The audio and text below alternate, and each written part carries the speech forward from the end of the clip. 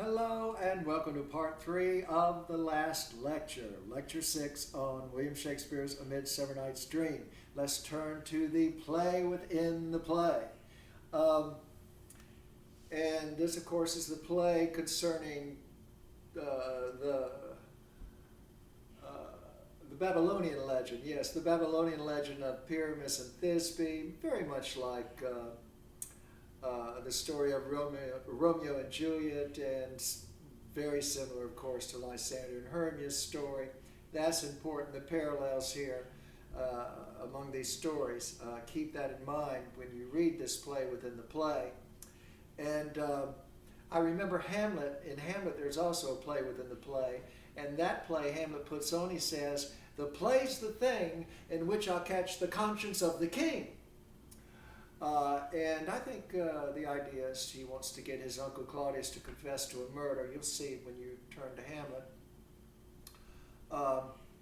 But here, I would argue that for Shakespeare, Shakespeare sees all of his plays as plays to catch the conscience of kings. All of his plays are actually plays within this play that you and I. This is the stage of life, and his plays are the plays within the stage of life. They're trying to mirror this stage here, and Shakespeare's ultimate purpose is to catch the conscience of you and me, in particular the conscience of the romantic, of the comic optimist, to catch the conscience of us kings, because even realists can have a little romantic in them. And even the tragic pessimist can have a bit of the comic optimist. And Shakespeare's here to constantly remind us. He's here to catch our consciences.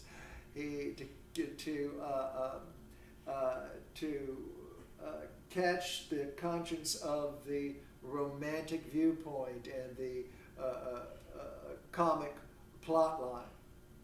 And that's what this play within the play here is doing. I would argue. It's here to catch our consciences, particularly when it comes to romantic love, romantic desire.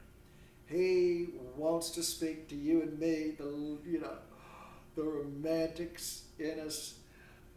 He wants to speak to us and say, watch out. Watch out. This game called love. Ooh, do you really want to get out that board on the game called love, to set up them pieces, and you really just want to start rolling them dice and start playing? I don't know. Yeah, that's what Shakespeare wants to say here. And so he gives us the play within the play. And remember, all the way back to Act 1, Scene 1, or Scene 2, we're not going to turn back there, but remember what the working men are calling the play. It's a most lamentable comedy. And, most critics note that the lamentable comedy is referring to Pyramus and Thisbe, but I'm making the argument, and critics have seen this as well, but I haven't come across anybody who makes the connection, that yes, the play Pyramus and Thisbe, the way that the working men perform it, it's a lamentable comedy. It's a really bad play. It's supposed to be a tragedy, but it comes out comedy, and it's a lamentable comedy because it's just so bad. But this parallel story here of Pyramus and Thisbe and Hermia and Lysander, and an extension, right, Demetrius and Helena, calling this a lamentable comedy, I think this underscores the point I've been making here.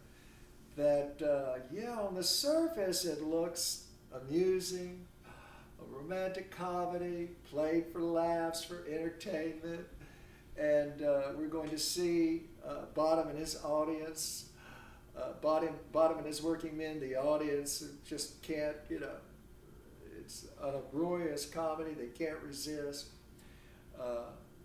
and it's a lamentable comedy, though. I think Shakespeare's saying that the play A Midsummer Night's Dream is a lamentable comedy.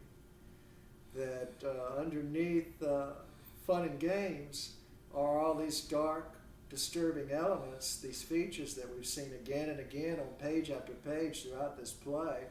I mean, find one really unsettling element and a few lines down, you're going to find yet another. It's just everywhere in the play. So, this play, Pyramus and Thisbe, this play within the play, Shakespeare's saying, most lamentable comedy. He's trying to give us, this is a hint, isn't it, that this is how A Midsummer Night's Dream is to be read. It's on the surface a comedy, but it's rather lamentable. The Pyramus and Thisbe story is a tragedy, but the way it's performed, it is presented, it becomes a comedy, a lamentable comedy.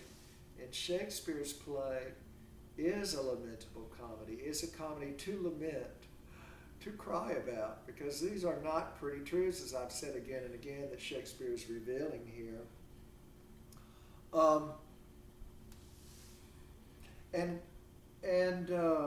Also, I would say that more importantly, let's remember why Shakespeare's writing the play, and he's saying that this romantic view of where we are and this comic, optimistic plot line, of the story we tell ourselves, the human story, the human narrative, that's something to lament, because that's what's causing all of the problems that we find all around us.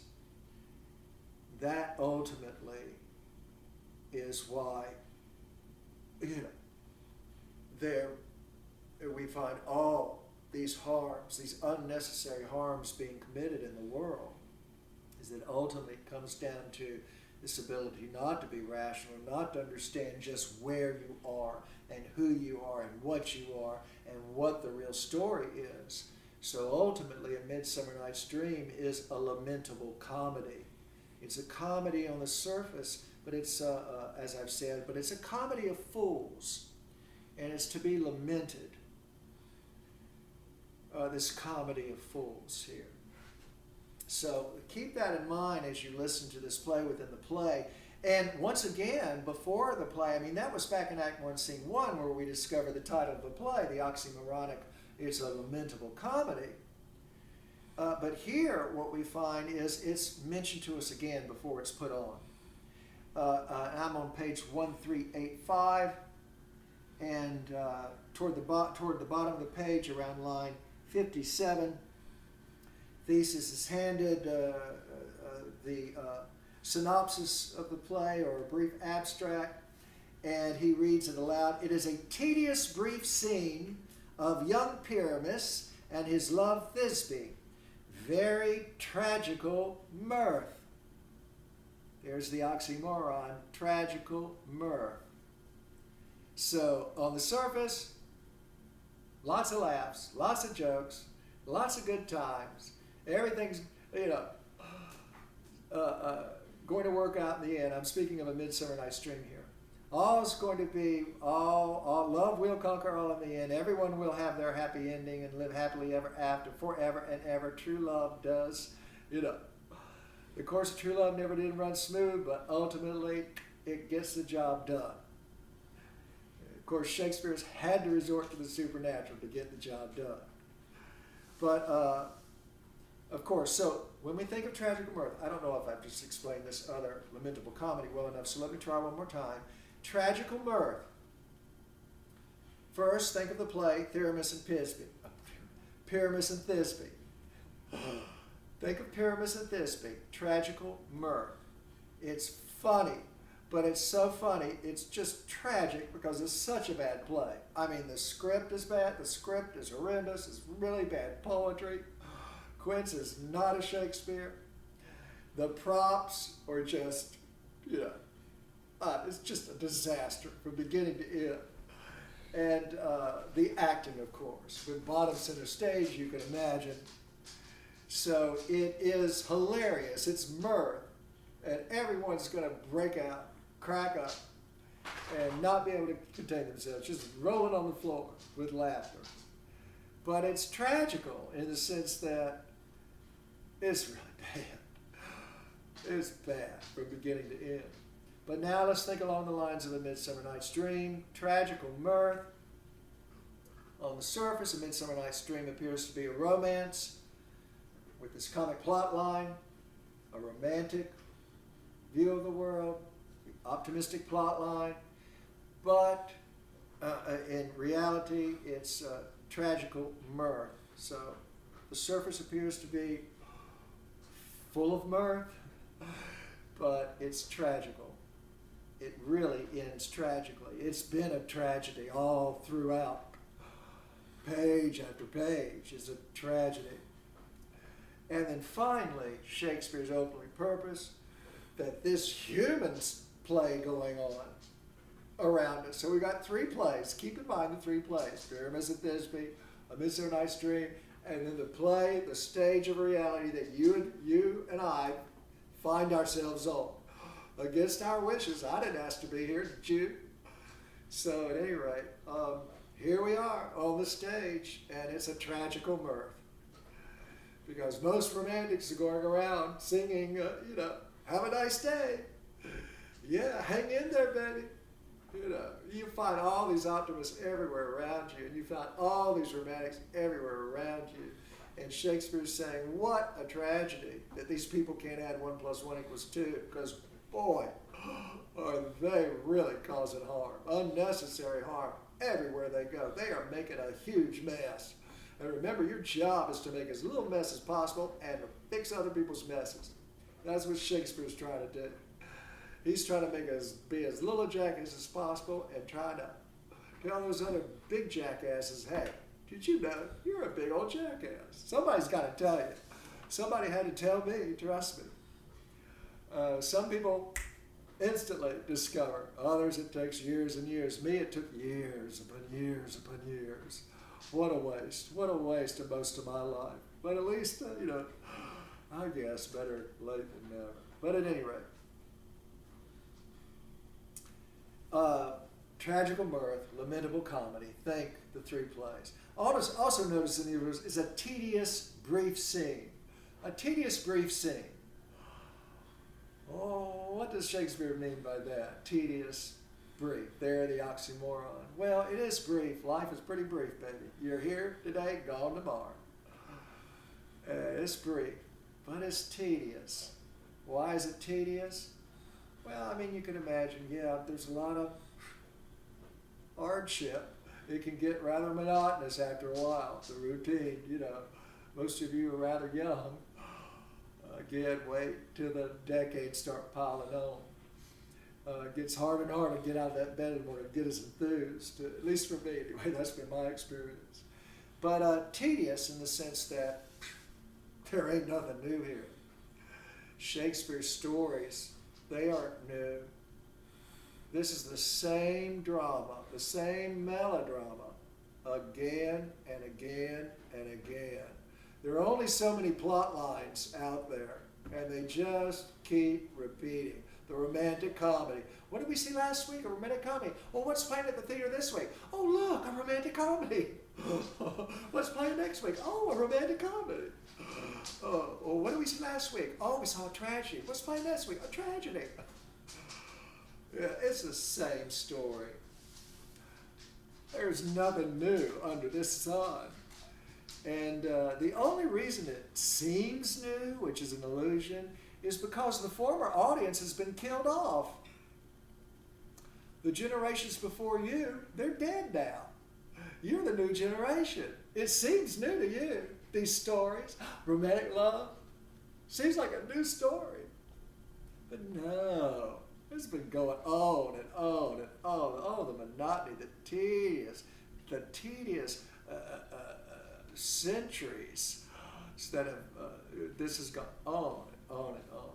You have to kill off the audience for the story to become new, because it's just the same story. And nothing else is going on here. Evolution. That's just ultimately the objective of the DNA molecule. is just to get those genes into the next generation. It don't care how it does it. It doesn't care how many people die because of it. And that's the story too. It just keeps repeating over and over and over again. And the only purpose is for it to keep repeating again and again and again. That's it. That's all evolution cares about. Evolution's 0 IQ points. That's it. Kill off one generation, but let them live long enough so we can get another generation started. And then we can kill that generation off, but give some of them in that generation. Let some of them reach maturity before they're killed off. The others, we don't care about all their mothers. Their mother 8 out of 10 lion cubs.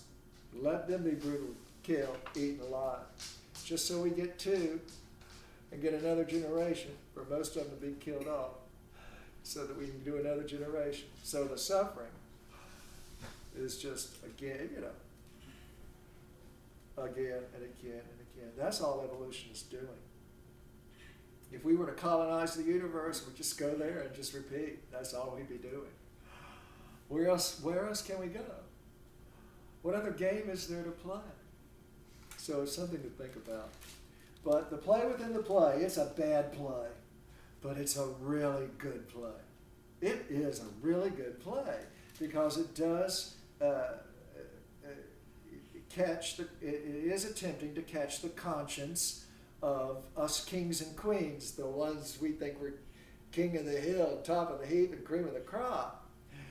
And, it's making fun.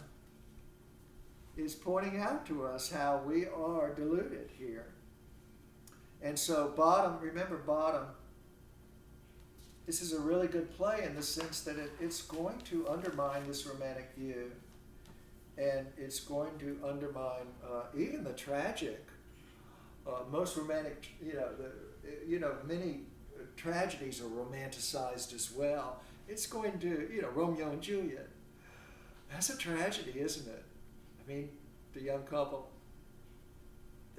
each one, Juliet kills herself. I don't know how to say this. Romeo kills himself and Juliet kills her. They kill themselves. Quite a tragedy, but it's romanticized. All in the name of true love. And here even that's going to be, that story, how tedious. Yet another lamentable comedy. In a sense, in that deeper, darker sense.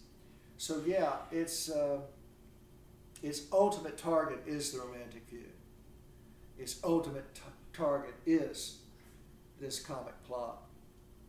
And we have, if you turn to page 1368, at the bottom of the page, you have Bottom, he walks in.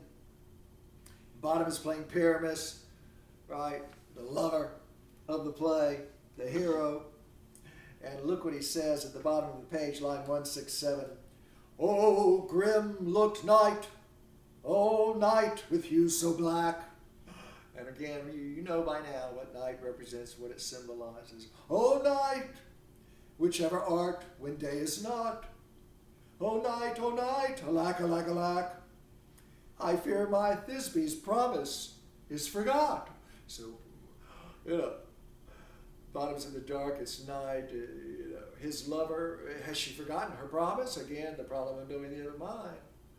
Go back to that first act you see between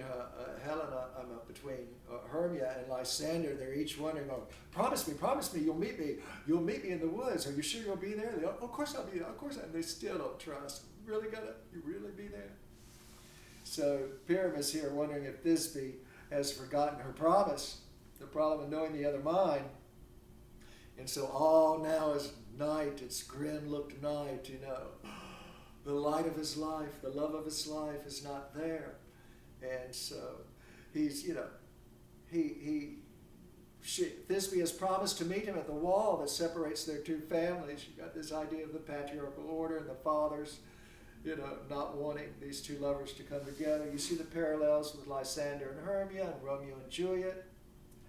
And Thisbe's not there. They would whisper, according to the legend, Pyramus and Thisbe, there was a little crack at the base of the wall, and they would kneel down before the crack and whisper sweet nothings through the little crack in the wall to each other because they were prevented from being with one another because of their parents feuding.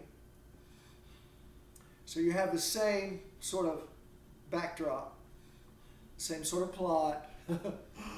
We've said it before. And he says, I fear my Thisbe's promise is forgot, and thou, and he turns and speaks to the wall, just like a romantic. He's going to, personify the wall here. Oh, and thou, O wall, O sweet, O lovely wall, that stands between her father's ground and mine. Thou wall, O sweet and lovely wall, show me thy chink to blink through with mine eyne. And there, there's that eyne. To us it's funny. To me it's funny. The poetry here. But Snout is playing the wall. And it says here in the stage direction, Snout as wall shows his chink. Well, again, we have the G-rated version or the X-rated version. In the G-rated version, Snout holds out his hand and separates his fingers. And Pyramus bottom whispers this way, and Thisbe on this side of the wall whispers to her lover, Pyramus being played by bottom, on this side of the wall. But in the X-rated version, and I'm really hoping it was Shakespeare's version, Snout spreads his legs.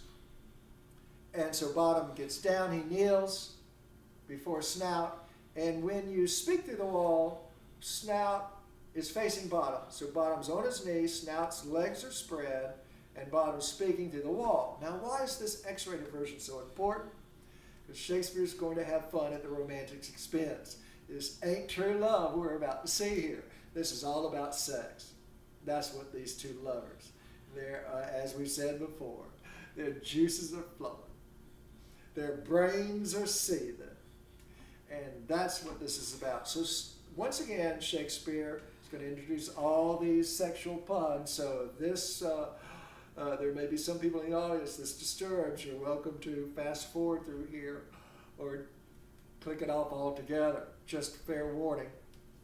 Remember the warning on the syllabus. This course talks about adult themes and controversial issues. So you are forewarned. Forewarned is forearmed. So anyway, Snout spreads his legs and bottom squats. So bottom responds at the top of the next page, thanks, courteous wall, Jove shield thee well for this. So Jove, of course, is the patriarchal god, another name for Jupiter and Zeus, kind of a nickname, if you will. So we are again in a patriarchal world. These are the fathers. The fathers refuse. Thisbe's father refuses to, he rejects Pyramus as a suitor for his daughter Thisbe. So you see the same problems, the same story, the same plot line. And so bottom looks through the chink in the wall. He peers through Snout's legs.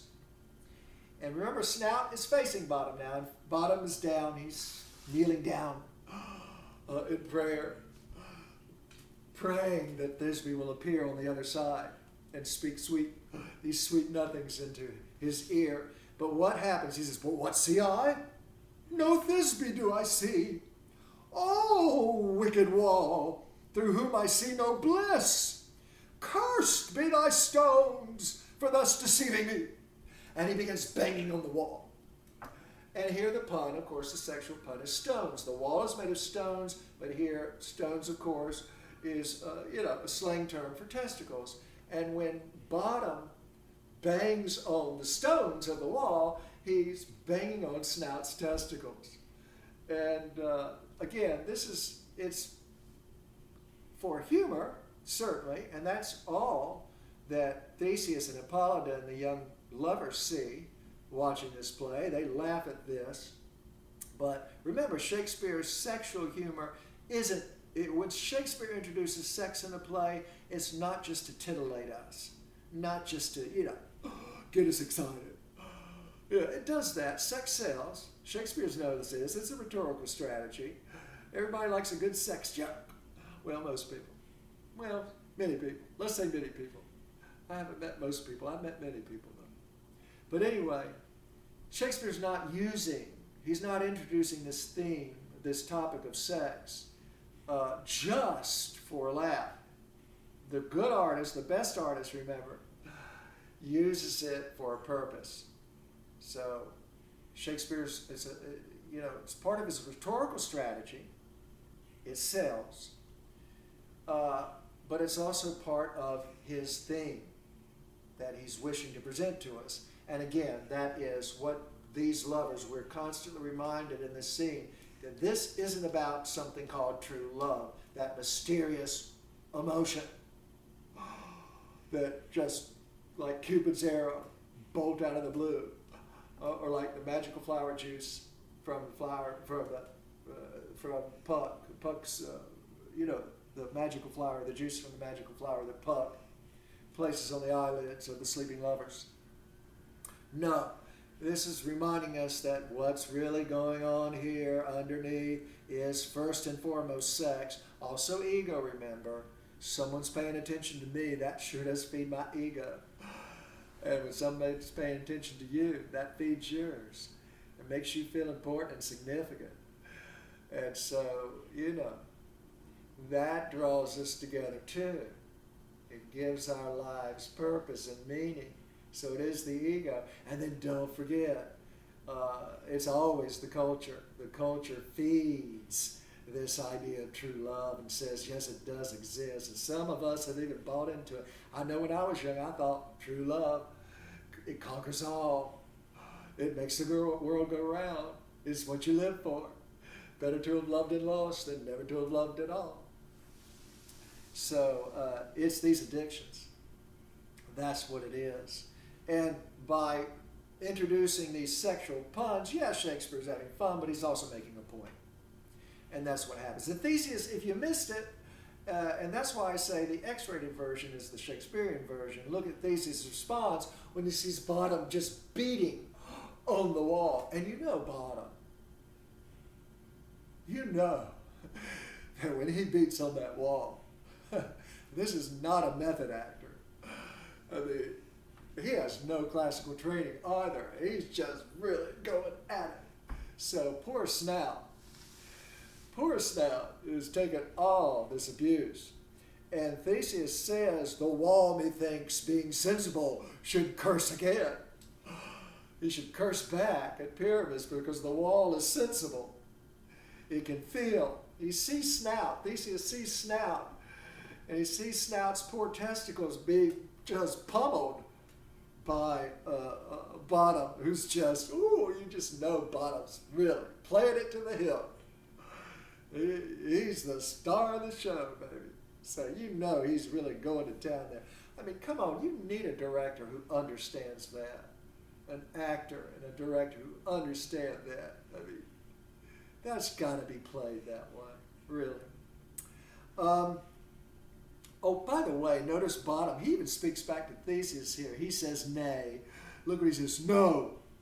I'll stop there. But there again, more evidence in the text. It's everywhere in this text. Here Bottom is even correcting Theseus, the Duke of Athens, the great ancient Greek warrior. He's a legend, of course. But nevertheless, Bottom is naying. He's a naysayer.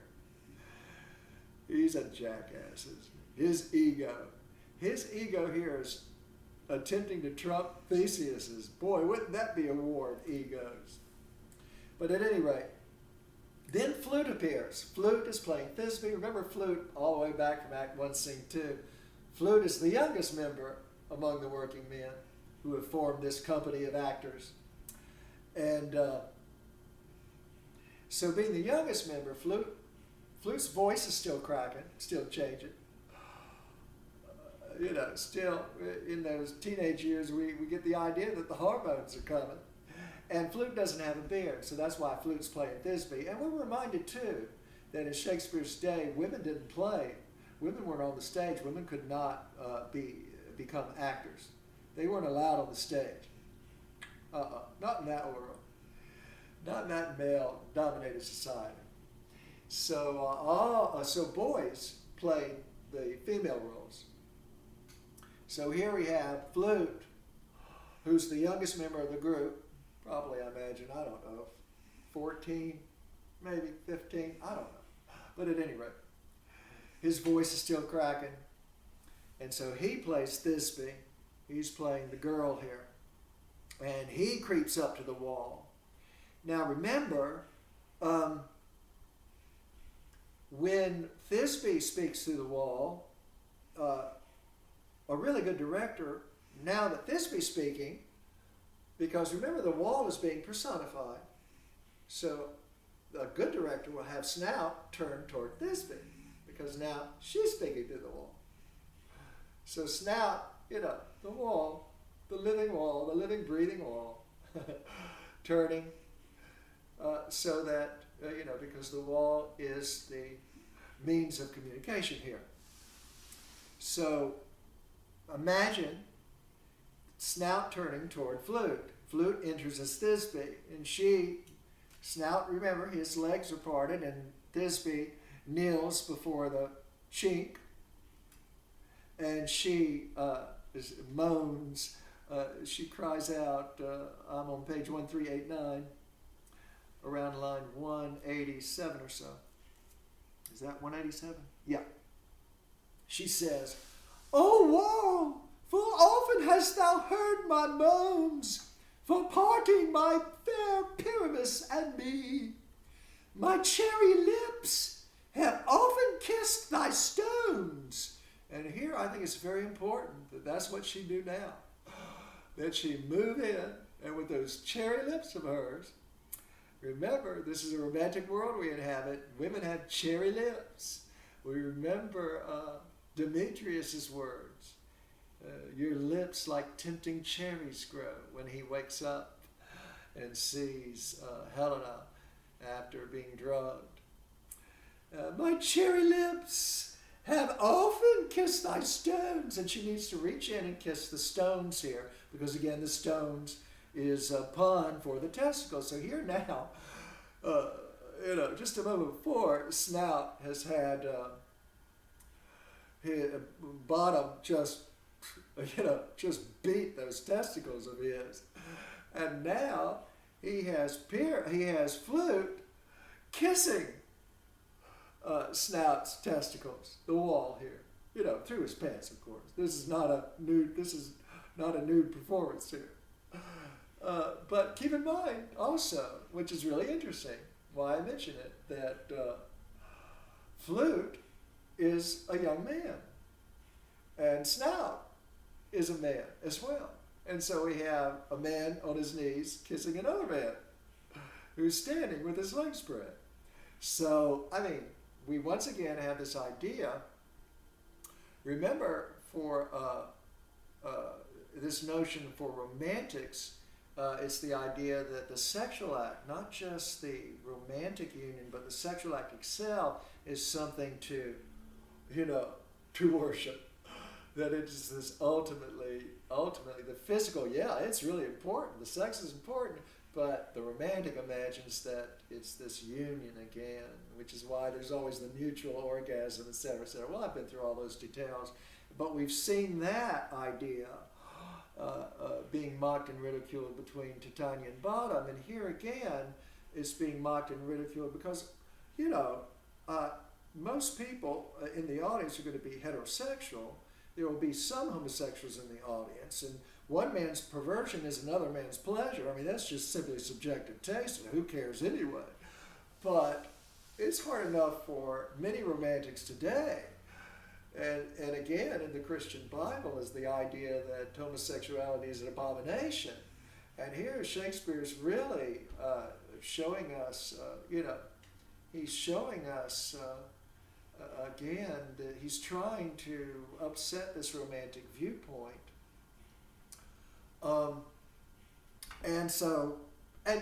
There can be some romantic homosexuals in the audience as well. Again, it's all about this sexual act here. It's not about this special, unique emotion going on here. But and then the next line too, he continues. She says, "My cherry lips have often kissed thy stones with lime and hair knit up in thee." And of course, the lime and the hair knit up in the cherry, in the stones here that her lips have very often kissed. And I imagine with a good director, you're going to have a flute continuing just to play at one kiss after another on those stones, those cherry lips on those stones, but the lime and the hair knit up in the stones. Of course, the stones are pieced together with lime and hair, horse hair, for example, was used, I believe. But anyway, you can check that. But of course, the lime and the hair representing the semen and the pubic hair. The lime and the hair here. So, yeah, and you can imagine with poor flute here, I'm just assuming, I guess I'm assuming he's, heterosexual, I don't know. Who cares? But at any rate, the puns keep coming. Now, these working men, they're uneducated. These puns aren't intentional on their part. They're unintentional. But Shakespeare, of course, has a purpose here. And then toward the bottom of the page, it gets even more this idea of the idea of perversity. The image of Titania with bottom, and that represents the perverse nature of human sexuality. That under the right situation, under the right circumstances, you can become the sexual animal that would engage in sexual practices that aren't, at least from a romantic's point of view, aren't considered conventional. Right? The holy union, the sacred union, the bond that's been blessed, and these are the kinds of sexual activities you're engaging in. That's what this image of the animal, and remember, bottom has the literal head of the animal, but Titania has the head, she's got in the brain here the monster, the beast within.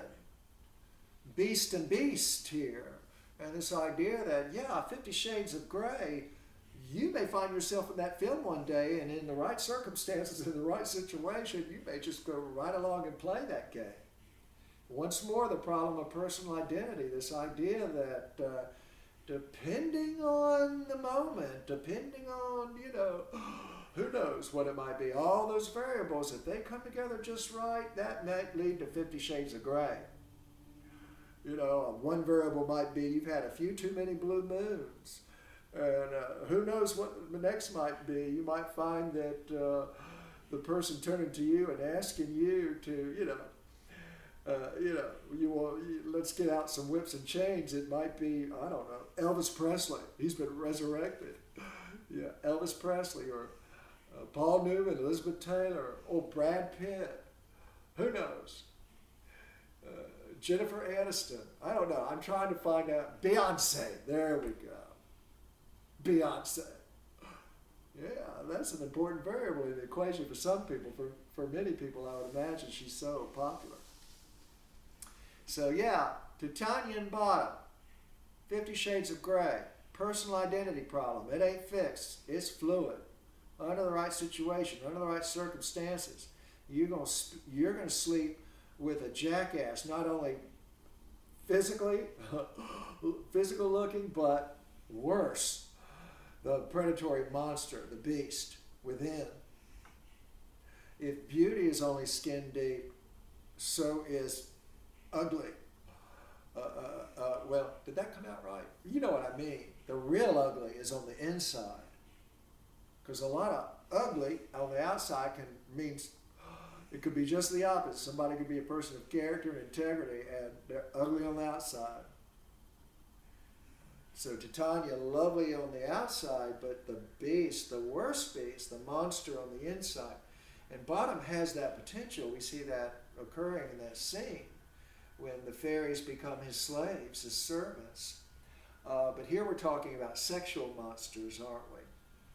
And she's the real monster in the scene. She's the real beast, the beauty, the surface appeal The real beast, the hideous, the vile, the base, is within, because she is the predator. She's going to take what she wants. So the bottom with the head of the jackass, I mean, that's just surface. Go beyond the surface, Shakespeare's saying. Some of the most beautiful people, they're some of the most dangerous jackasses. And some of the people who look like jackasses on the outside, well, come on. This is the real world. Sometimes, not like Bottom, although he does occasionally, he's able to philosophize and reach some important truths, isn't he? But yeah, a lot of ugly people on the outside, I mean, they're really beautiful on the inside. Really beautiful. Don't judge that book by its cover. Don't judge Shakespeare's play by its title. But here, Flute later, down toward the middle of the page, around line 199, again, this time Bottom has spoken, so Snout turns back around, and Bottom calls out, "Oh, kiss me through the hole of this vile wall." Now here I would not have Snout turn back around. I mean, if you're directing this, you've got to direct it correctly. Bottom's just said, "Kiss me through the hole of this vile wall." And Bottom's speaking, he's speaking through, Snout has turned around, Bottom's speaking, Snout is facing Bottom, and behind him is Thisbe, and what does she do? She says, "I kiss the wall's hole, not your lips at all." So she reaches in now and plants a big one right on Snout's anus. Yeah, more perversion. 50 Shades of Grey. What might you do under the right circumstances? Boy, that's upsetting that romantic vision of sex, isn't it? Really. So Shakespeare's going to push this in all directions, isn't he? And we know in reality it really doesn't matter. As I've said, one man's perversion is another man's pleasure, and who's to say what's perverse and what's not? And who cares? Who wants to be in somebody else's bedroom? A lot of romantic people want to be in other people's bedrooms, right? It's just the truth. They want to say no, for example, to homosexuality. They want to say, no, that's an abomination. You can't do that. You two can't go in that bedroom together. So a lot of people want to sacrifice your sexual desires on the altars of their gods. And Shakespeare's saying, wait a minute, the reality is what you think is normal, somebody else thinks is abnormal. Abnormal. Who's to say which? We're talking about sex here. We're not talking about something, an important philosophical truth. Really, does sex really matter that much compared to suffering? Come on. I like apples, you like oranges? No. Shakespeare's reminding us, within us all, there is this potential. And it really doesn't matter. Of course, it does matter to some degree, doesn't it, to Tanya? You know, the argument that, yeah, if you imagine she actually does engage in sex with Bottom, it appears to be a rape.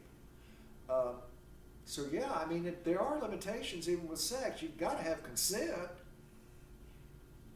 You've got to have consent, absolutely. You can't do it with no animal. Some people, that's their desire. Unfortunately, something happened in their past, and that's how their brains, you can't blame them. Just you woke up one day and you were heterosexual, or you were homosexual, or you were lesbian. You didn't get to choose that. You didn't get to choose your sexual orientation. You just woke up one day and said, I'm attracted to that. Somebody else said, well, I'm attracted to that. You don't get to choose. And the one who's attracted to animals didn't get to choose. The one who's attracted to children did not get to choose. Just didn't. Just one day they woke up like you did. I'm attracted to that. But they got a problem. They got a problem that others don't have, because children and animals, they're not rational. You can't get their consent. So you can't do it with, you can't have sex with children and animals. That might be something Shakespeare's saying in that scene. I never thought about that. Bottom with the head of a, jackass. It may be symbolic, He doesn't give her his consent. It is a rape. He has the head of a jackass. He doesn't understand what's going on. And so she does not have his consent here. You got to get consent. It doesn't matter if it's one person or if you want to have an orgy. Everybody at the orgy has to say, I want to play. Who cares if it's an orgy or not, as long as it's not on my front lawn? I don't care. I'm not thinking about it. But I don't sit on my front lawn. Yeah, then I'm going to call the police. Police, political state, policies. We got to live by these laws, baby. No orgies on Mr. Starkey's front lawn. So she says, I kissed the walls whole, not your lips at all. So, yeah. Poor Snout. What's going on here? And, Snout playing the wall. And then Bottom says, wilt thou that ninny's tomb meet me straightway? And, of course, ninny, he means to say Ninus, or Ninus. I think it's pronounced Ninus. I'm not sure. Look it up. But a father figure, a patriarch, a founder of some city in Assyria, I believe it was. You can look that up. That's not important. What you understand is a patriarch, a father figure, an authority figure. And you need to pick up the fact that it's Ninny's tomb. The idea, again, just deflating the ego of these men in the world. They're all going to die. These, especially the sexes, Ninny, the patriarchs, Ninny's tomb, jackass. That's what should be written on their tombstone. And of course, Ninny also is referring to, look how, this romantic rendezvous, it's at Ninny's tomb. And look how Thisbe and Pyramus are acting like two ninnies. Yeah, they think, they're in deadly earnest.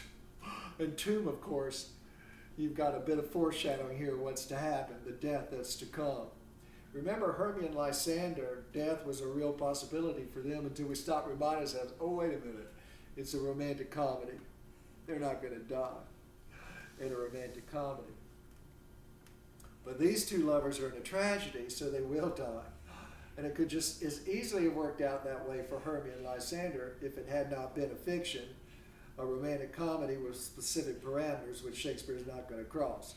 He's going to go right up to the edge there, but he's not going to cross, because then it becomes another kind of work of art. It becomes a tragedy, a tragic plot line. So they arrange to meet at Ninny's tomb. And then Snout exits the scene, and look at the bottom of the page what he says at this line here. Oh, and we've seen this word before. And Snout says, thus have I, Wall, my part discharged so. And he's picked up that word from Bottom. Remember, Bottom used that word discharge in the opening, in Act 1, Scene 2, and we were reminded of disease, syphilis, the discharge from the penis. Discharge, remember, something other than semen or urine. It's usually, something white and milky that occurs when people become infected, men become infected with syphilis or gonorrhea, I believe. And it's painful. And Wall says, thus my part I discharge it so. And when I was first reading this play, I often thought, well, that's because he's, had this orgasmic experience with all this activity going around his private parts. But no, I think Shakespeare here is reminding us here of the seriousness behind sex again. All all these shenanigans going on, all this sex that's occurring between young romantic lovers, young romantic couples here, because romantics, remember, think they're immune. Many of them think they're immune to these kinds of tragedies, these kinds of horrors. And here we have this very real horror of a sexual disease, and again, in Shakespeare's day, deadly. In our day, we have the deadly disease, sexual diseases as well. So here, once again, that is introduced to us, this idea that he's discharged his part. He's picked that language up from Bottom, Bottom is probably his hero, Snout's hero. And then, of course, the two death scenes here, page 1392. This is really making fun of this romantic notion that lovers, many romantics, still happens today. Young people, generally teenagers, will kill themselves, make some sort of suicide compact and kill themselves if they can't, if their love can't be fulfilled romantically. And this idea of this morbid dependency on your lover, the real horror behind that, a real tragedy, particularly when you think of, those who are left behind, of course, but the potential, the waste. Young people, particularly, of course, the waste, how productive they could have been with their lives, what so much they could have done in the world, in the cause, in the battle for civilization, in the name of reason, what the potential that is wasted when young lovers kill themselves in the name of love, not in the name. I'm not saying. Again, I don't want to get into this issue of suicide here today. We'll talk more in depth about that in Hamlet, but don't misinterpret me. I'm not saying in any way that suicide is a cowardly act or that it should be prevented.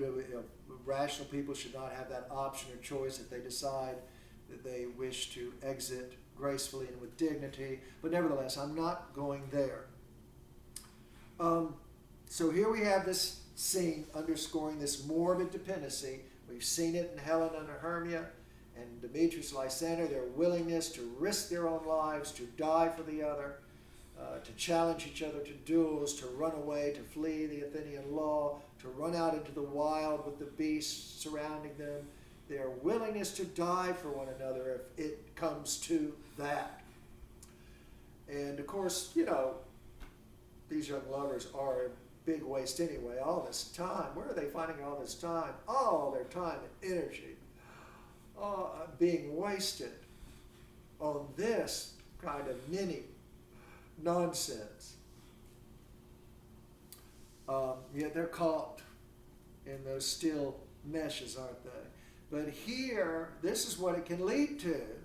And look what Bottom says, he believing that Thisbe is dead. Remember, you'll need to go back again and look at that particular legend, that particular story, the story of Pyramus and Thisbe. I'm assuming at this point that you've read it and you understand. But he takes out his sword, believing that Thisbe is dead. Out, sword, and wound the pap of Pyramus.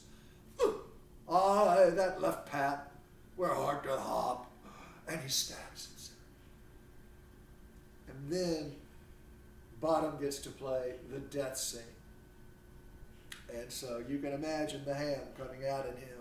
Thus die I, thus, thus, thus. Now am I dead, now am I fled. My soul is in the sky. Tongue, lose thy light. Moon, take thy flight. Now die, die, die, die.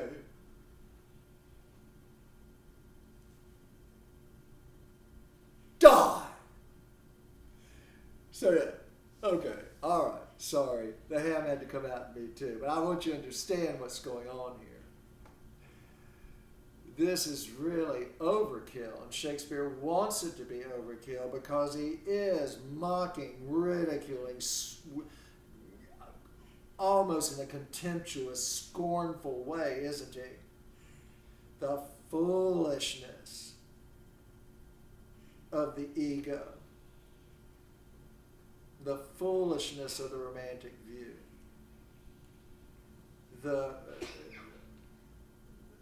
This idea of reason getting, just being trounced on by this silliness, this foolishness, this nonsense. So it is being played. The lovers in Pyramus and Thisbe, the lovers here are dupes, Shakespeare's saying. They're dupes of this idea of true love, sex in true love. They're duped about that too. They have a romantic view of sex, and they're duped about they just don't see what's going on under the surface. They don't. They're dupes of their own egos. They're dupes. I like that word dupe. I keep saying it, don't I? They're dupes and dopes. They're dopes and dupes of their own cultural upbringings, their own indoctrinations, how they've been brainwashed. And that's, where it can lead. This kind of morbid dependency that ends in this kind of just, unimaginable, isn't it, what occurs? And again, if that's not enough, Thisbe, flute comes on and dies. Look at the next page here, page 1393. Thisbe gets her chance on the stage, and I would imagine by this time, that flute he's been under the wings of Bottom, the actor. Bottom's probably teaching them the method, the art of method acting. And so Thisbe is going to have his grand exit as well. And flute, as Thisbe says, come! She finds Pyramus dead. She takes Pyramus' sword and says, come, trusty sword! Come, blade, my breast imbrue! And she stabs herself. And then and farewell, friends. Thus Thisbe ends. Adieu, adieu, adieu.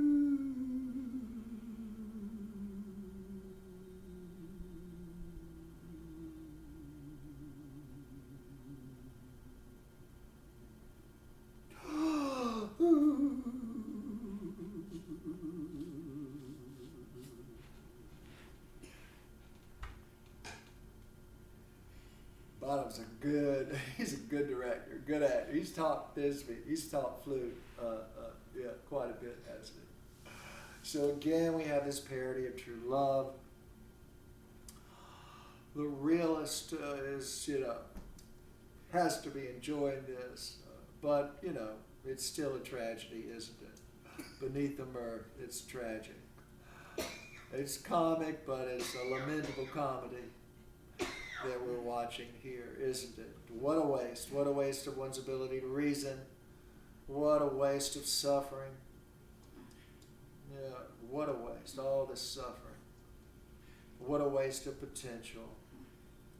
The potential, of course,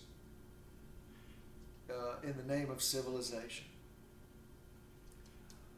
In the name of man, the man of reason, light, the man and the woman of reason, the name of light and the point of human skill, reason, all wasted here. And instead we find ourselves in the jungle, in the woods, night and the animal, the beast of desire coming out, and the destruction, the death, the disaster everywhere around us.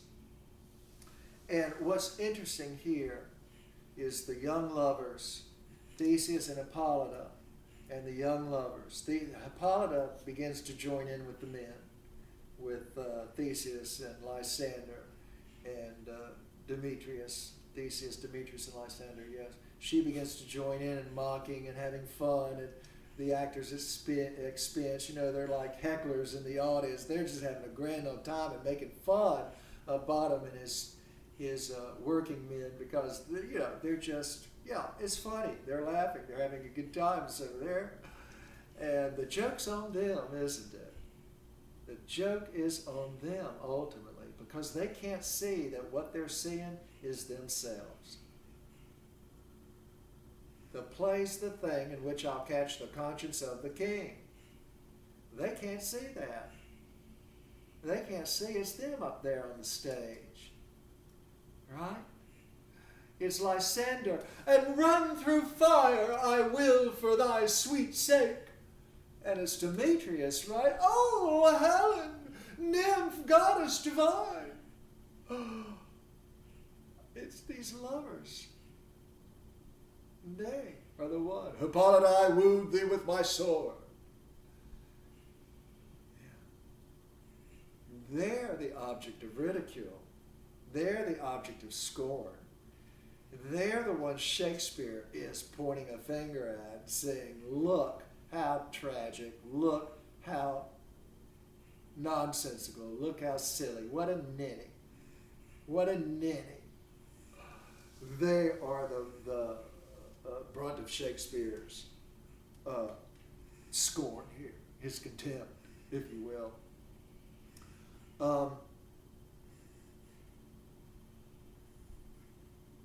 Trying to think of, is there something else I wanted to say? I feel like there's something else I need to say, but, oh yes, I did know what I wanted else to say.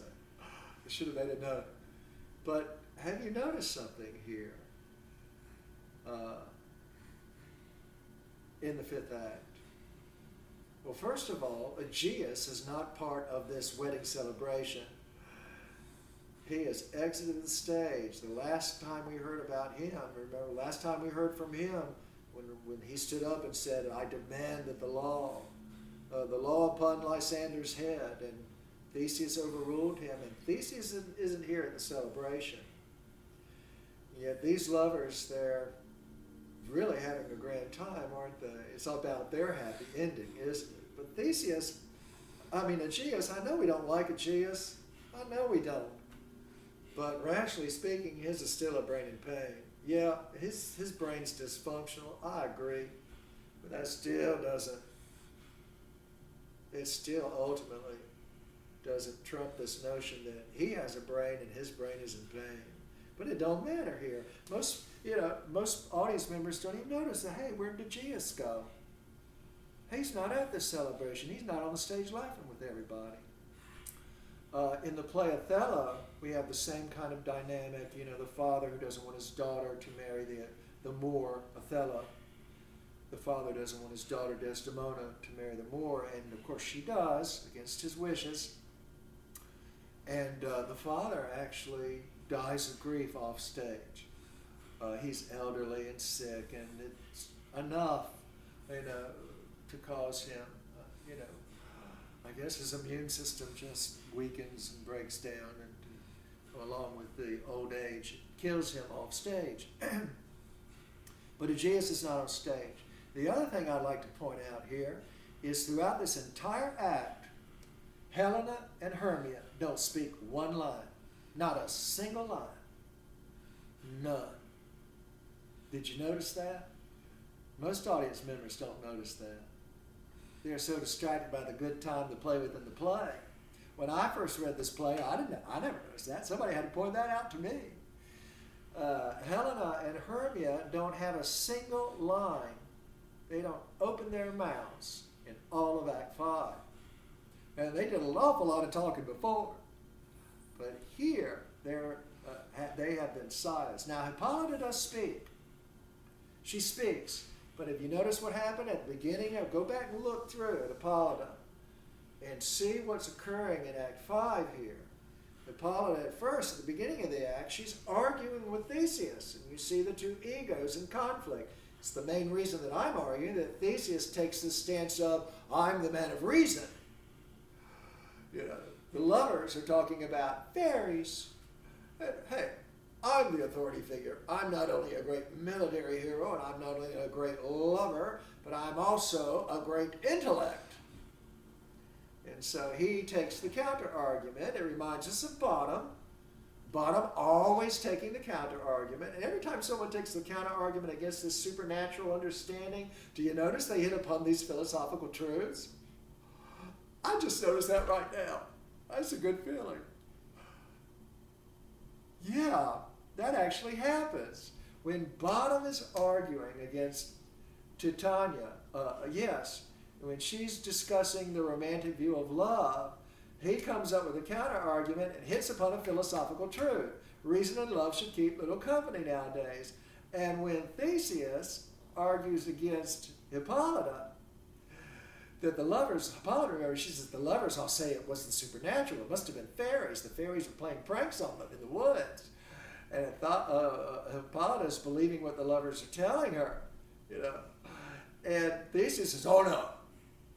No. Not the supernatural. That's nonsense.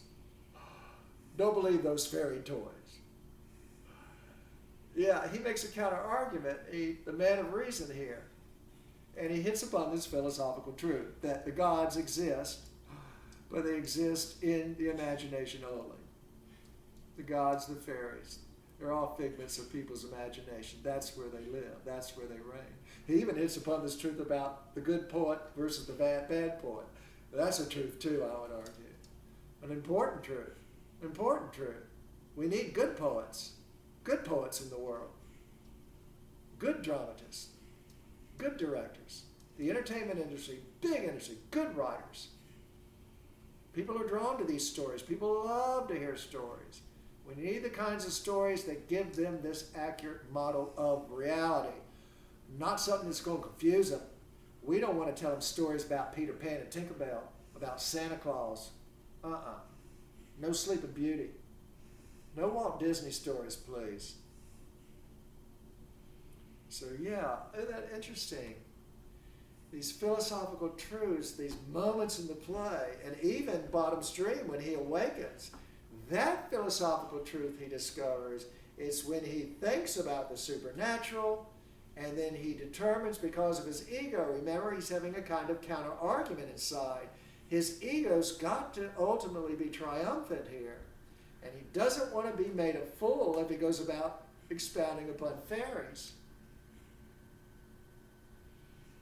Well, but anyway,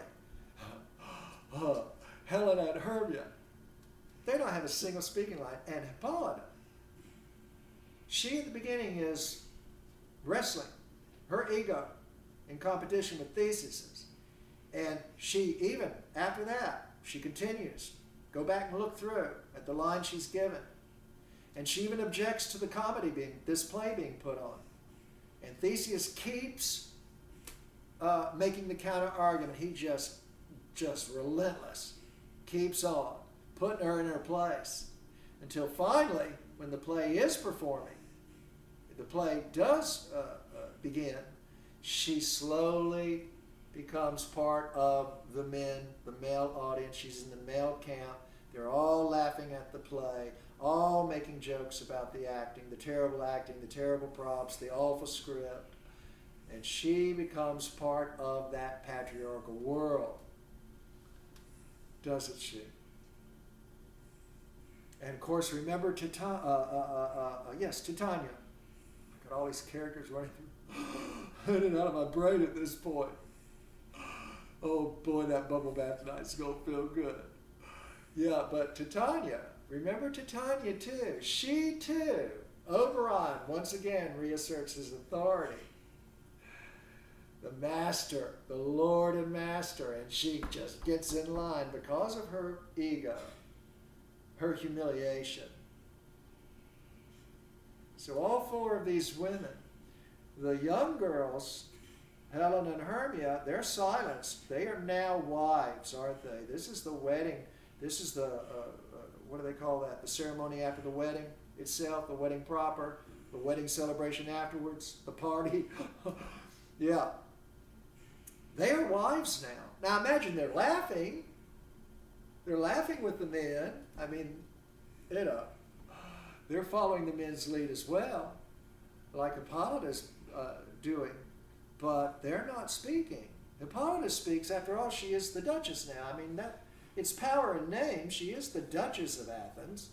But the young girls, they've been, you know, even these gentlewomen, the young girls who are of the upper class, I call them gentlewomen of the upper class, they don't have any power anymore. They're silent. It's symbolic again, isn't it?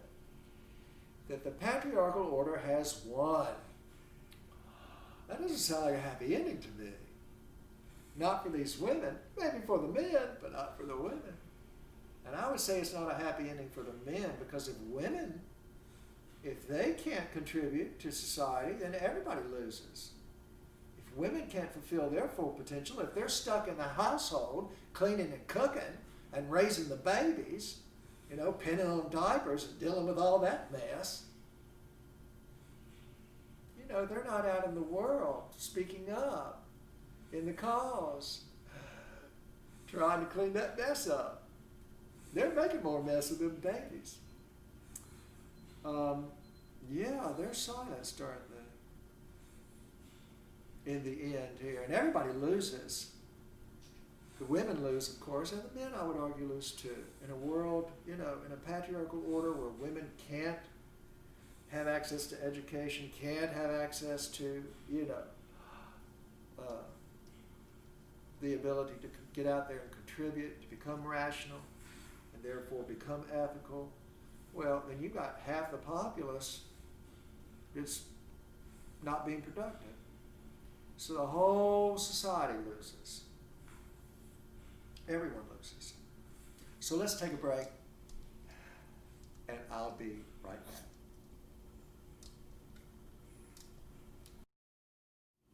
And I am back. Let's turn to the last 2 pages of the play in your anthology. We're just about to cross this finish line. I'm on page 1394 in your anthologies. At the top of the page, line 355. And all the young couples have exited the stage. They're off for finally to consummate their marriages, their honeymoon now. They're going honeymooning. And they've exited the stage. They've each gone off to their own individual bridal suites, honeymoon suites. And we have here, once they exit the stage, we have Puck. Robin enters the stage at the top of this page here, again, page 1394. And here we're wrapping up this romantic comedy, this happily ever after ending. And I would argue that Shakespeare saves perhaps the most serious of all problems in the play. He saves that for the very last page rather. And Robin enters first, though, to set the mood, to set the atmosphere. Now, remember how a romantic comedy, the atmosphere of a romantic comedy, most of us have an idea generally how romantic comedies wrap up, and they, you know, the atmosphere is one that is bright and cheerful, and we've just had that with the lovers exiting the stage, to finally, Theseus finally, his desires will be met. The young lovers finally, their desires will be met. So keep in mind this romantic, this comic plot line, the comic ending, the happy ending, the happily ever after ending also. But look what Shakespeare's doing. He's doing something other than that, isn't he? He could have simply ended the comedy on the previous page, page 1393. But Shakespeare is not through yet. And so Puck enters the stage alone. Puck has a soliloquy here, and he speaks. And Puck's chief function here, I would say, is to create this final mood, to set the atmosphere here. And look at the atmosphere that he sets.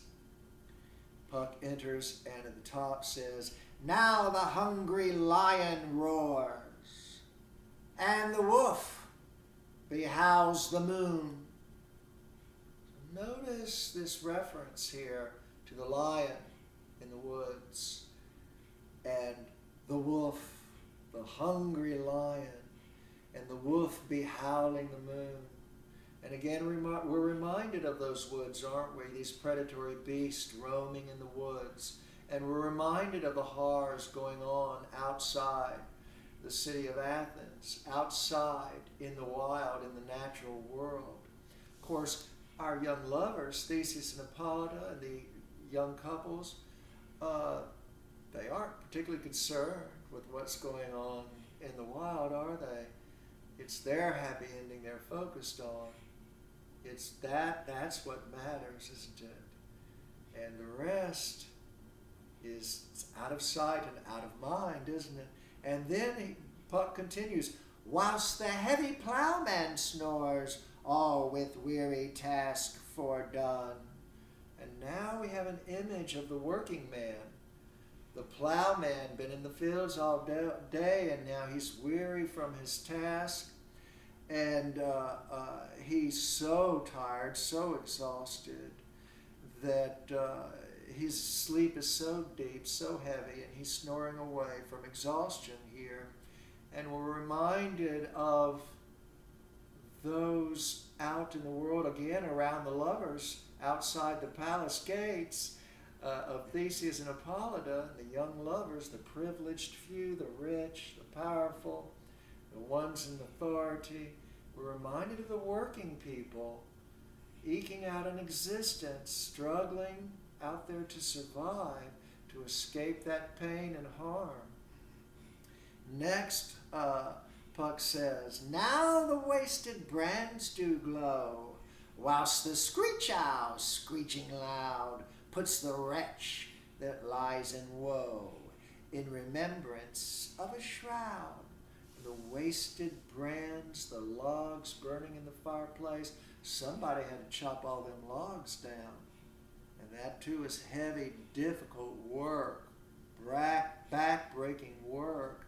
Again, we're reminded, this doesn't sound like this cheerful, jolly, bright, happy ending going on outside of the lover's vision here. Their romantic view of the world, their myopic vision, isn't it? And we get this Screech Owl, again, another predatory animal, a bird that's seeking its prey. And we also are reminded that the owl, traditionally speaking, the owl is a symbol of death. The country folk, again, the idea, the notion was that if in the middle of the night you heard the owl screech, then it was an ill omen. Death would soon be knocking on your door or the door of your neighbor, someone you knew. And here the Screech Owl, screeching loud, puts the wretch that lies in woe in remembrance of a shroud. So now we have the image of someone, some poor wretch, probably an elderly person, being reminded, maybe someone sick or ill, fearful of death, hearing the owl screech, lying there in fear, perhaps in horror, remembrance of a shroud, the death that's soon coming. And then Puck turns to the supernatural world, and again he's going to overturn this romantic image of a supernatural happily ever after, isn't he?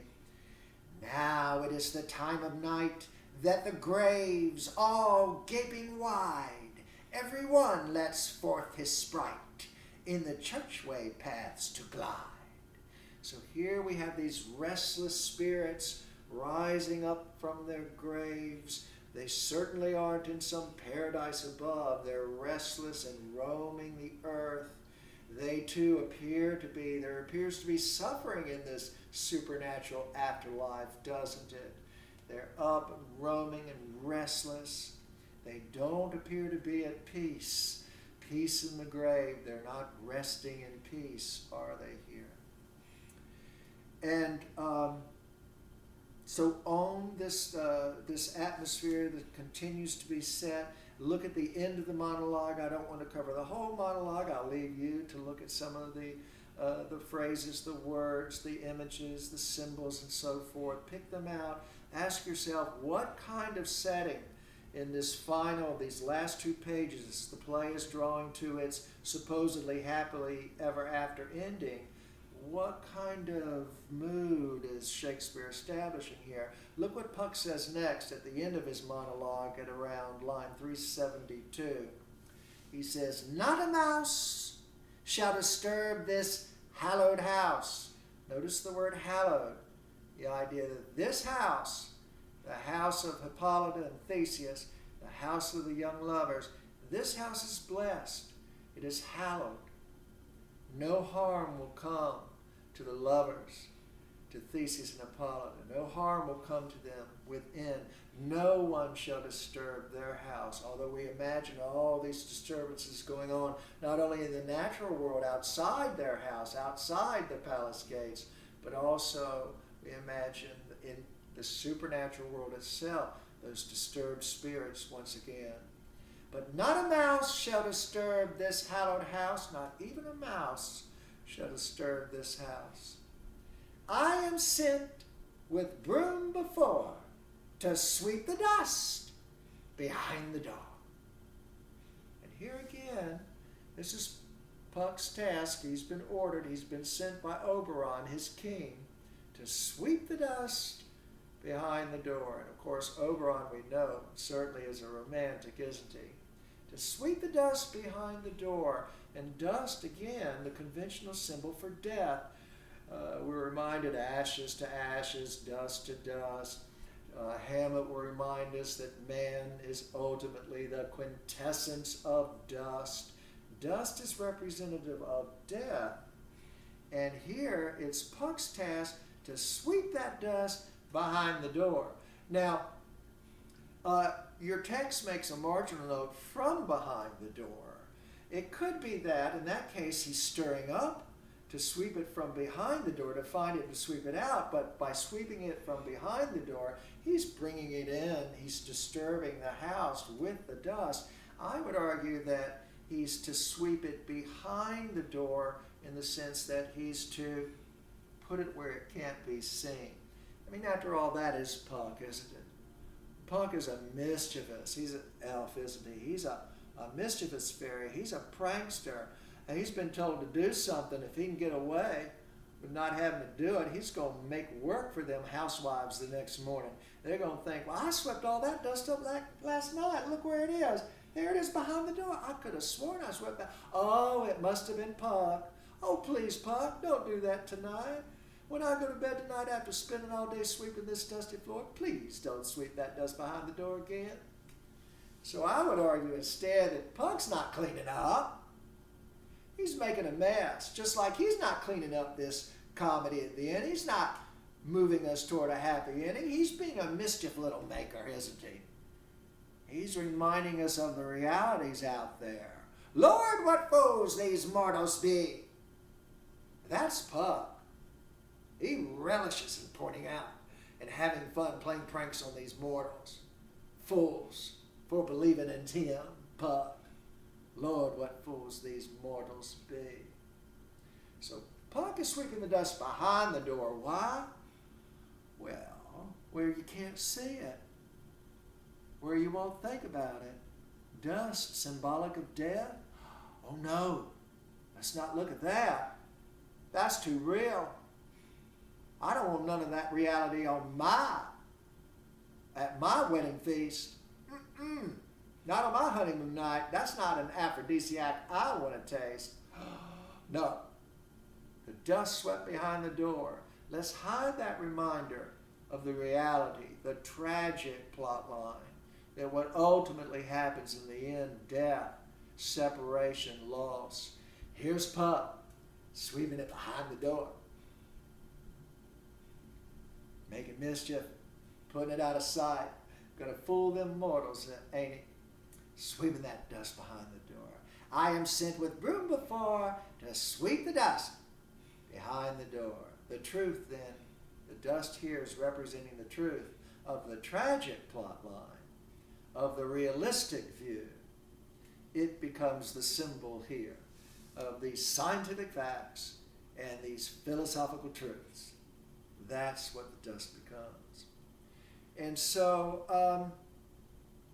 I would argue that Shakespeare is alerting us once again, practically at every line, that this play, the interpretation that he's offering is the one here that he's presenting us with, and that the person sitting in the audience, the realist sitting in the audience, the romantic sitting in the audience, that this here is how Midsummer Night's Dream is to be interpreted, not as a romantic comedy with this happily ever after ending, with this belief in the supernatural realm, but rather as a realistic tragedy where nothing's going to save you. And this game of love can't be won.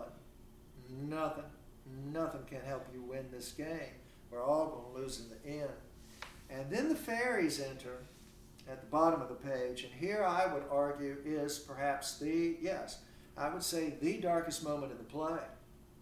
And Shakespeare saves it for last, and that's the fairy blessing. The fairies enter, Titania, Oberon, and the rest of the fairy train, they all enter, and it is their job to bless the house.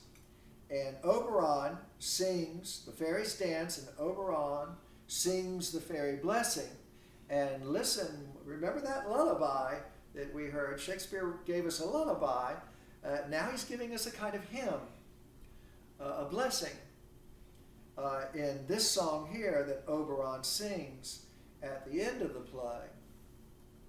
But remember that lullaby that we listened to earlier, that dark truth underneath the surface again. And here again is the darkest truth of all in the play.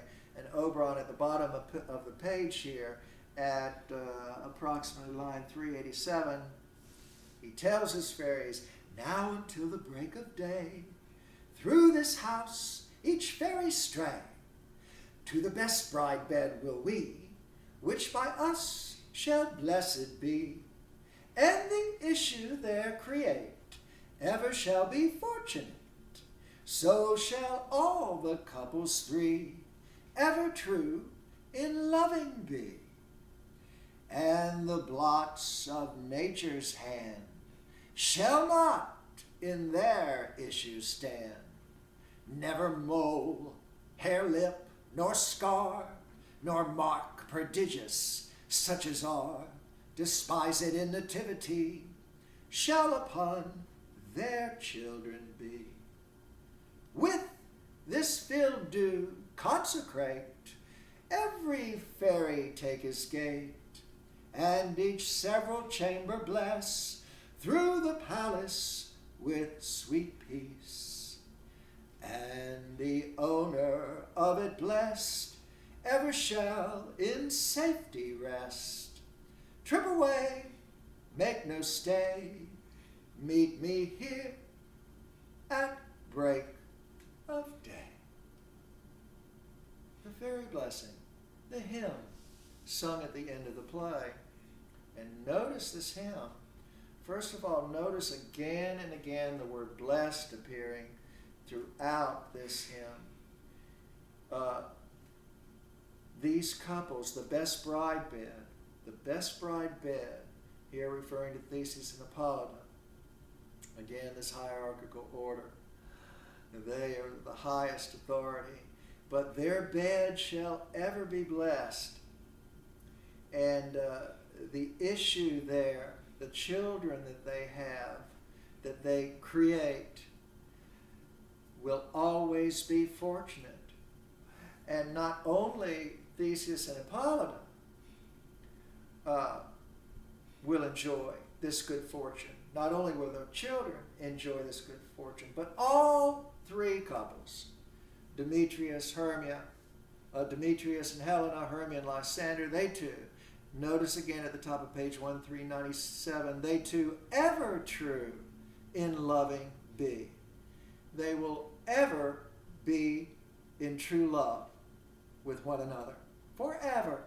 There's that idea, the supernatural. Forever will they be in true love with each other. Of course, we recall, don't we?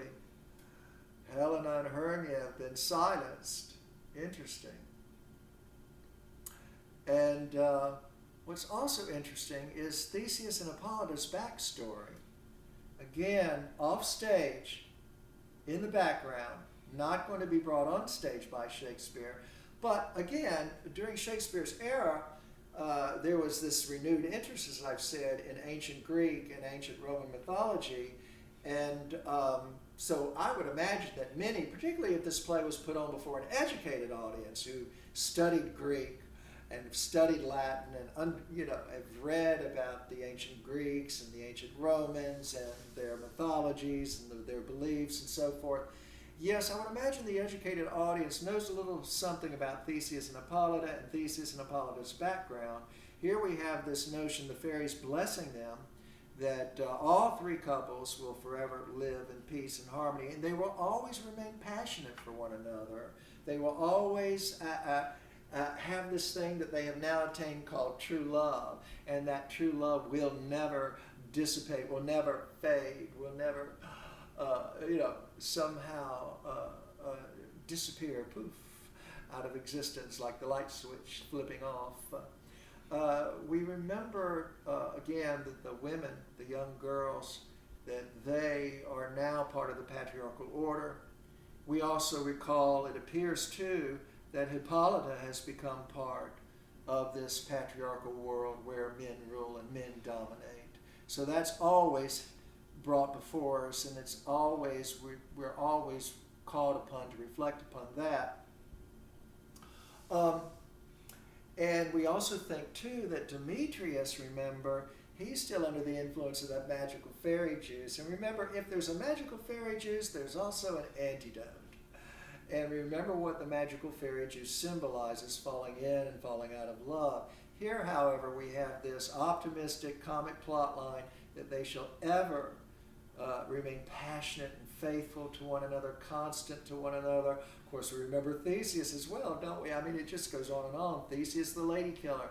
Theseus who tires of women and wants something new. We recall that too. And that's what's going to happen in the backstory. Let me return to that. I lost track.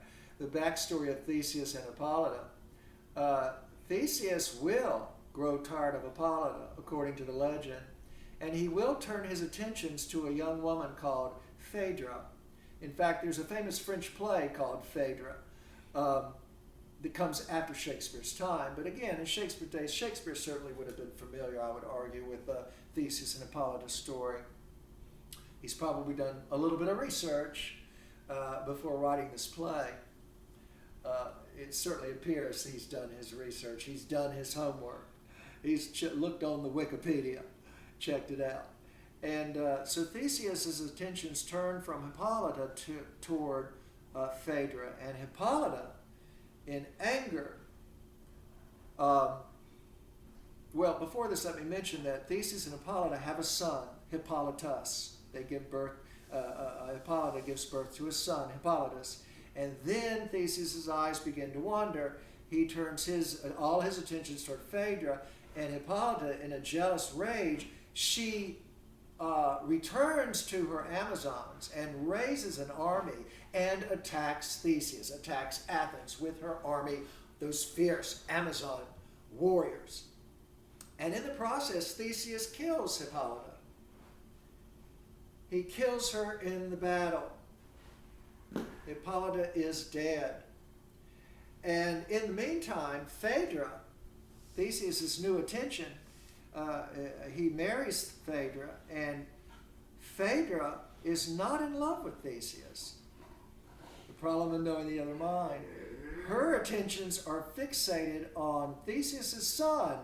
I mean, this is beginning to sound like a soap opera, isn't it? These stories have been told over and over and over, but Phaedra has a thing for Hippolytus.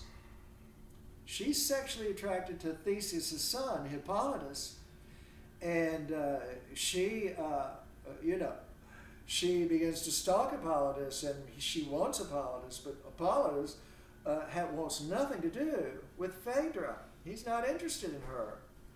Hippolytus has pledged his faith to the goddess of the moon, the goddess of chastity, and Hippolytus has vowed that he will remain, much like a nun who vows to remain, or a priest who vows to remain celibate in honor of their god and worshiping their god. Hippolytus vows to his goddess, the goddess of the moon, the goddess of chastity, and he swears to remain faithful, to remain constant to the goddess of the moon. And so he rejects Phaedra's attentions. And Phaedra, in despair, she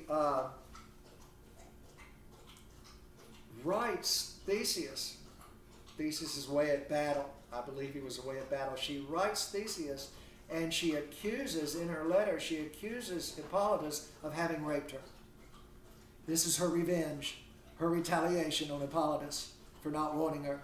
She accuses him of having raped her.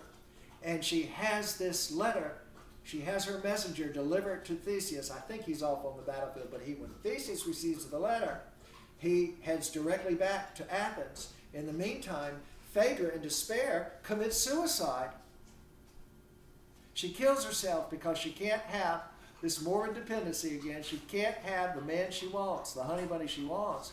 And Theseus returns, finds his wife dead, believes his son has raped his wife and that she has killed herself because of the humiliation, the shame. And Theseus kills his own son, Hippolyta. Runs the sword right through it. This is the backstory, which I would argue Shakespeare's aware of. And in Shakespeare's day, particularly an educated audience, is going to be familiar with these backstories. They knew their ancient Greek and ancient Roman history. And that's in the backstory, and you can just hit Wikipedia. It doesn't take much research, much effort these days. You just Google it. And there it is. There it is for all to see. This soap opera, this melodrama in the background of horrific tragedy. And yet the irony here is that the fairies bless these lovers, that they ever true in loving shall be. And again they keep repeating. In fact, we have the magical field dew here. And if you notice your footnote says the magical field dew means it's consecrated, the fairy field dew. It's consecrated. It's blessed by the fairies. And the footnote says it playfully alludes to the traditional Catholic custom of blessing the marriage bed with holy water. Well, I don't know if playfully is the word to put there. It looks like the editor of this text is offering his interpretation or her interpretation. Good editors don't put words like playfully. That's up for you to decide why the allusion here. And I don't think Shakespeare's being playful at all here when it comes to this consecrated field dew. He's been at pains to show us all along that this belief in the supernatural, that things like magical flower juice and magical antidotes, that they somehow have these mysterious, miraculous powers. Well, here to say, it's all a romantic vision, a romantic view. There's no evidence, no proof. And here they're saying this magical field dew that's supposed to have these miraculous properties that are going to protect these young couples, and Theseus and Hippolyta in particular. Well, obviously see that Shakespeare, he's not being playful here. This is a dark irony he's presenting here. And again, it's the Christian faith that I would argue he's mocking, the idea that there can be something such as water that's holy, that's blessed by a priest and somehow has magical properties and can protect you, and not only you, but your loved ones and even your children. No, I would say beyond a rational doubt, anyone with intellectual intelligence is going to question that notion. It's merely desire or upbringing. Mama's knee again. Somebody told you, right? You told me, your mama sitting at her knee, she told you these things. But no, Shakespeare's saying in this passage that this belief that many romantics have that they are safe, they are secure, they are blessed, they are being watched over and protected, and that the facts don't point to this. The evidence doesn't point to this. The reality doesn't point to this. And also the very notion that as long as these lovers are safe, as long as their happiness is fulfilled, as long as their needs are met, then the ending is a happy one. And this promise suggested by all the supernatural events in the play, these lovers believing in some sort of supernatural paradise or heaven where they're to go. It doesn't matter if others don't ascend into this supernatural realm with them. It doesn't matter. It's only their needs that are important, their happiness. But remember, the tragic pessimist says, no, everybody matters in this game. Everybody that can feel matters. It ain't about just your happiness. You're attaining your desires. So again, we get this idea that not only does the romantic feel blessed and sacred and protected, but also that's what's ultimately important. We've got outside the palace gates here all of these other horrors going on, the exhaustion, the fear, the predatory beast in the woods. We're reminded of this real world outside this fairy tale world, this fairy tale realm. And these words are repeated again and again. Remember, I've said that when Shakespeare repeats a word, he's trying to underscore a point. He's trying to drive it home so that nobody in the audience can miss it. So again and again, we see the word blessed, and we see the word true, and ever, ever after, safety, live and rest, ever, sweet peace, blessed, blessed, over and over again in this passage. But the darkest moment is, look at all of these lines that he devotes to children being born with birth defects. 6, 7, or 8 lines, almost half of this blessing is devoted to bringing before our minds, sitting in the audience, these children who are brought into the world with birth defects. And Shakespeare, again, he can't go into too much detail. Certainly, he can't ultimately turn this into a tragic, realistic play. But he gives us just enough to remind us of the reality. Look what he says. I'll repeat these lines at line 395,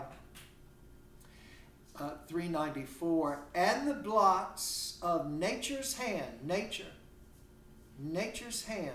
Remember, nature earlier, the Romantics viewed nature as Mother Nature, or Lysander imagining nature as a great artist who's created Helena, this goddess incarnate. But here, nature's hand also is an inept artist. She makes a lot of mistakes. And hold on just a moment. I'll be right back.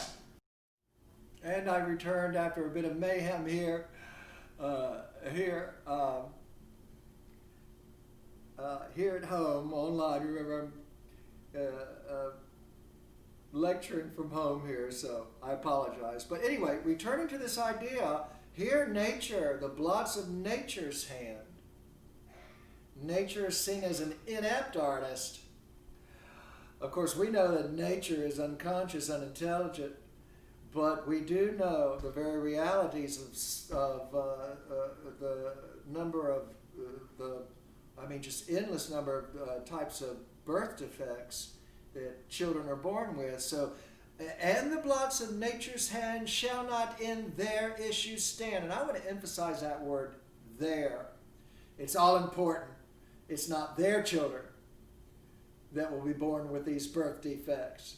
Romantics imagine their children. No, it won't happen to their children. That can't possibly be. The children they have will never be. Impossible. They're too blessed. They're too protected by this supernatural world. They just can't possibly imagine that happening to them. Other children, yes, what a tragedy. It happens to them, but it's not my children. Remember, that's the romantic view. My children matter more. I mean, it's a terrible thing, horrible thing.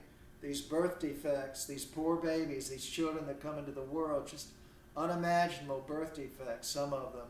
Some babies born without brains. Anencephaly. I don't know how you pronounce it. Anencephaly, I believe. You can look it up. But yes, some babies born without brains. Terrible birth defects.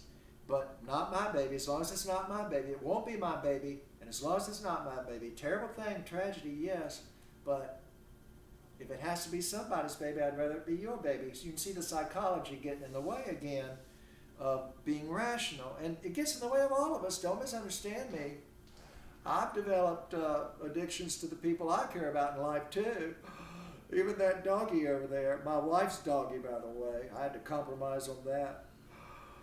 My wife's doggy, I'm addicted to her now. My doggy matters. But rationally speaking, the doggy across the street that I don't know and I don't particularly like, I don't even know its name and I don't like it, but it's just as important, rationally speaking, as my doggy or my wife's doggy.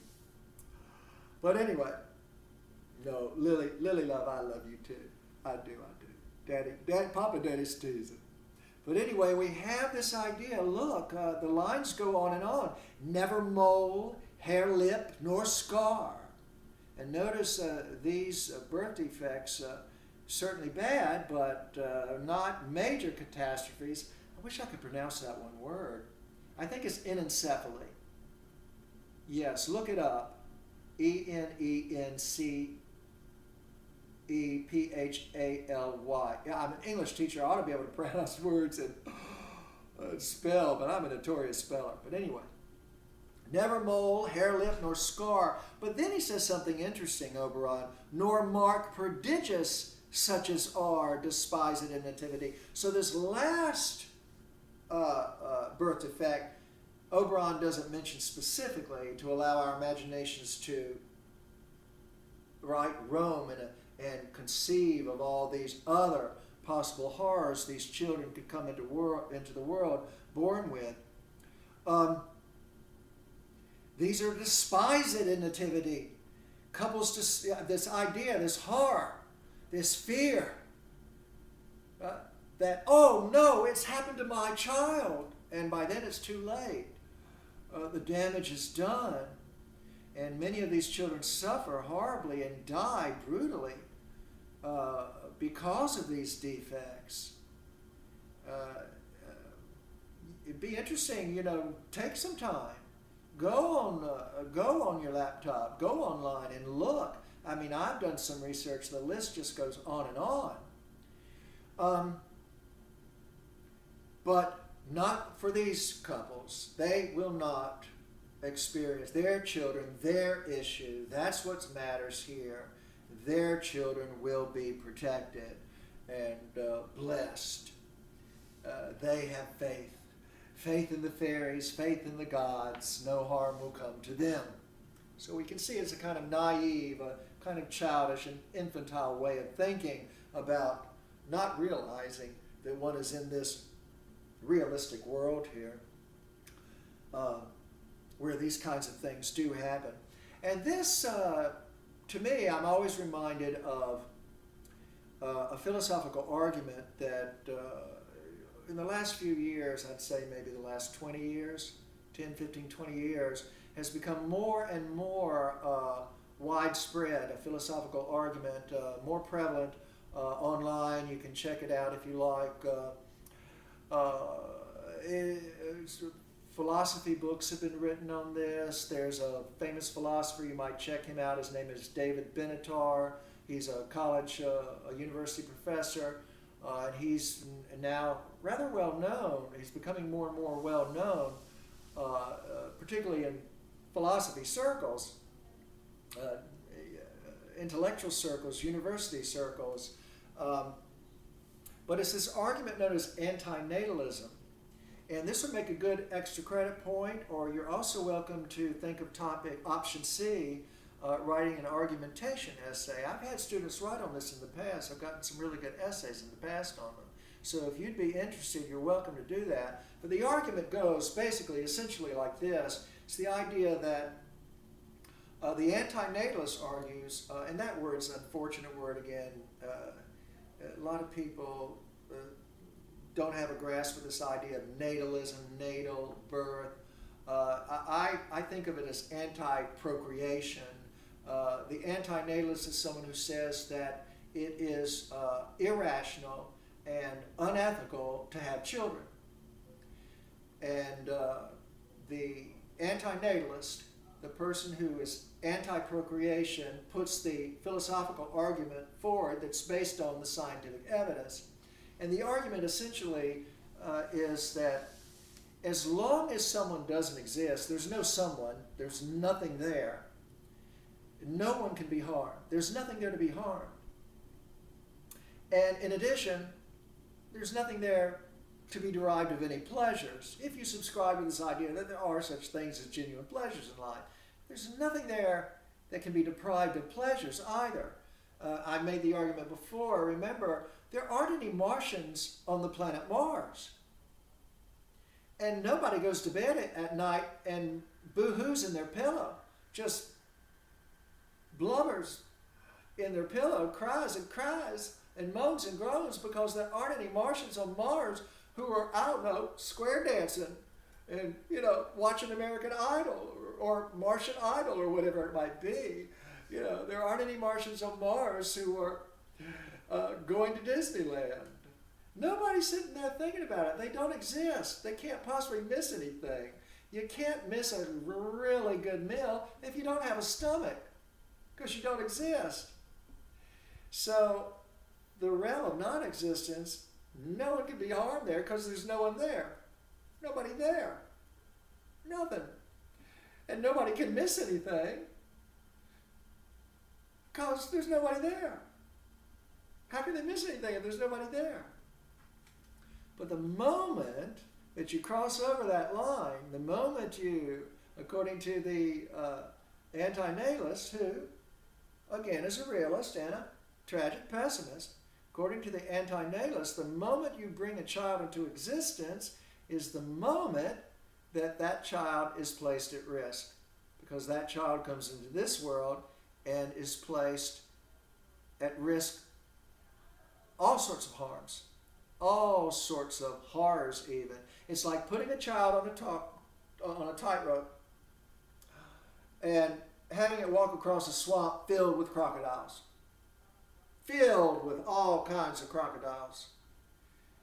The moment the child comes into existence, it is now at risk. And here, Shakespeare mentions the first big risk, coming into the world with some sort of birth defect. Some of them quite horrible and quite painful. You can think of the Elephant Man, for example. Somebody loses that lottery. Somebody comes into the world, the Elephant Man. And that can, in and of itself, that pain, that suffering, in and of itself, is bad.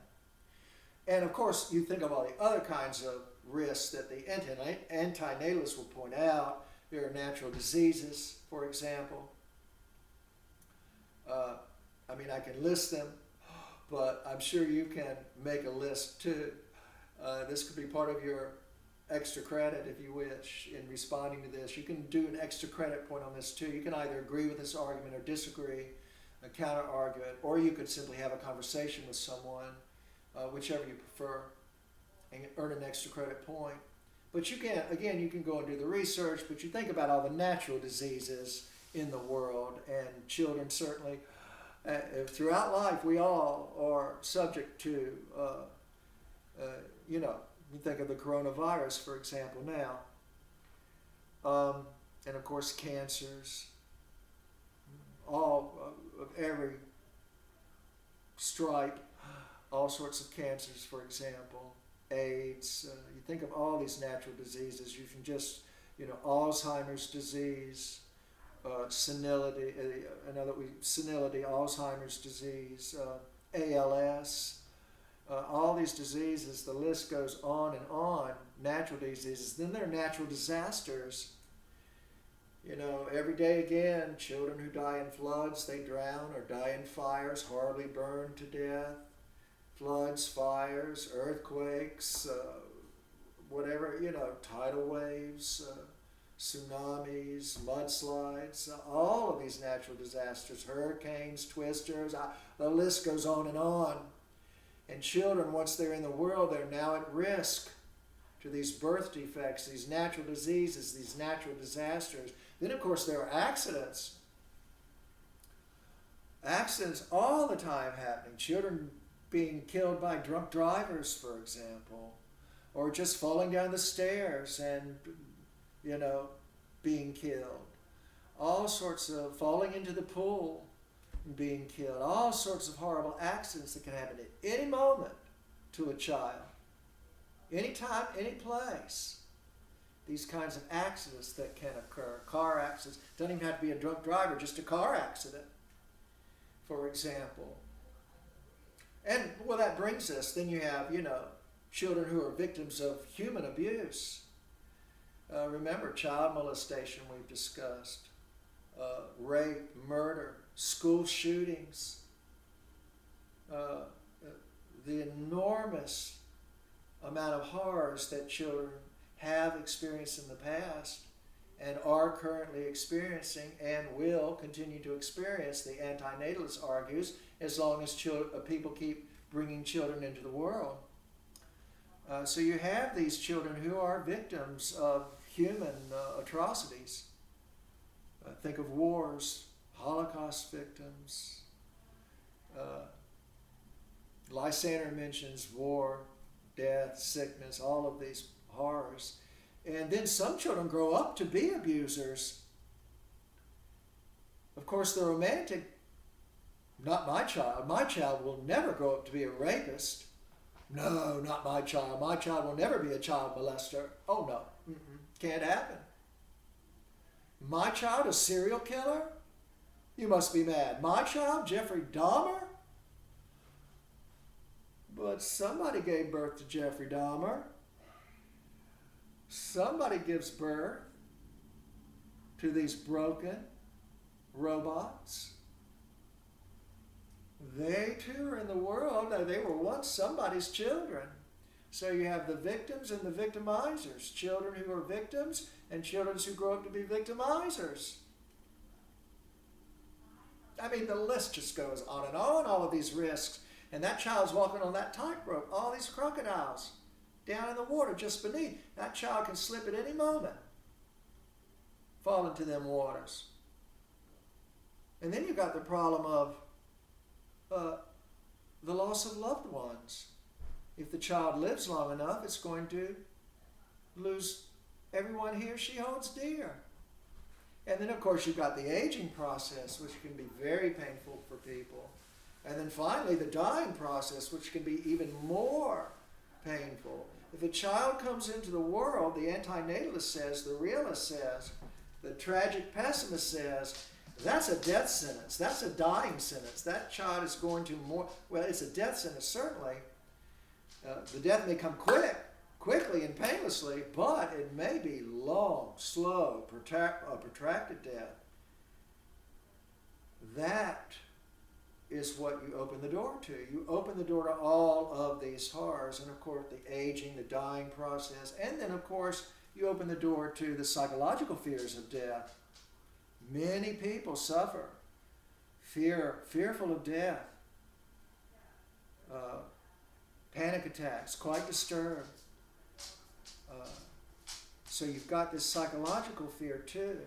So all of these fears, the moment you bring a human being into the world, is the moment that you say, yes, I'll open all those doors and put that human being at all those risks.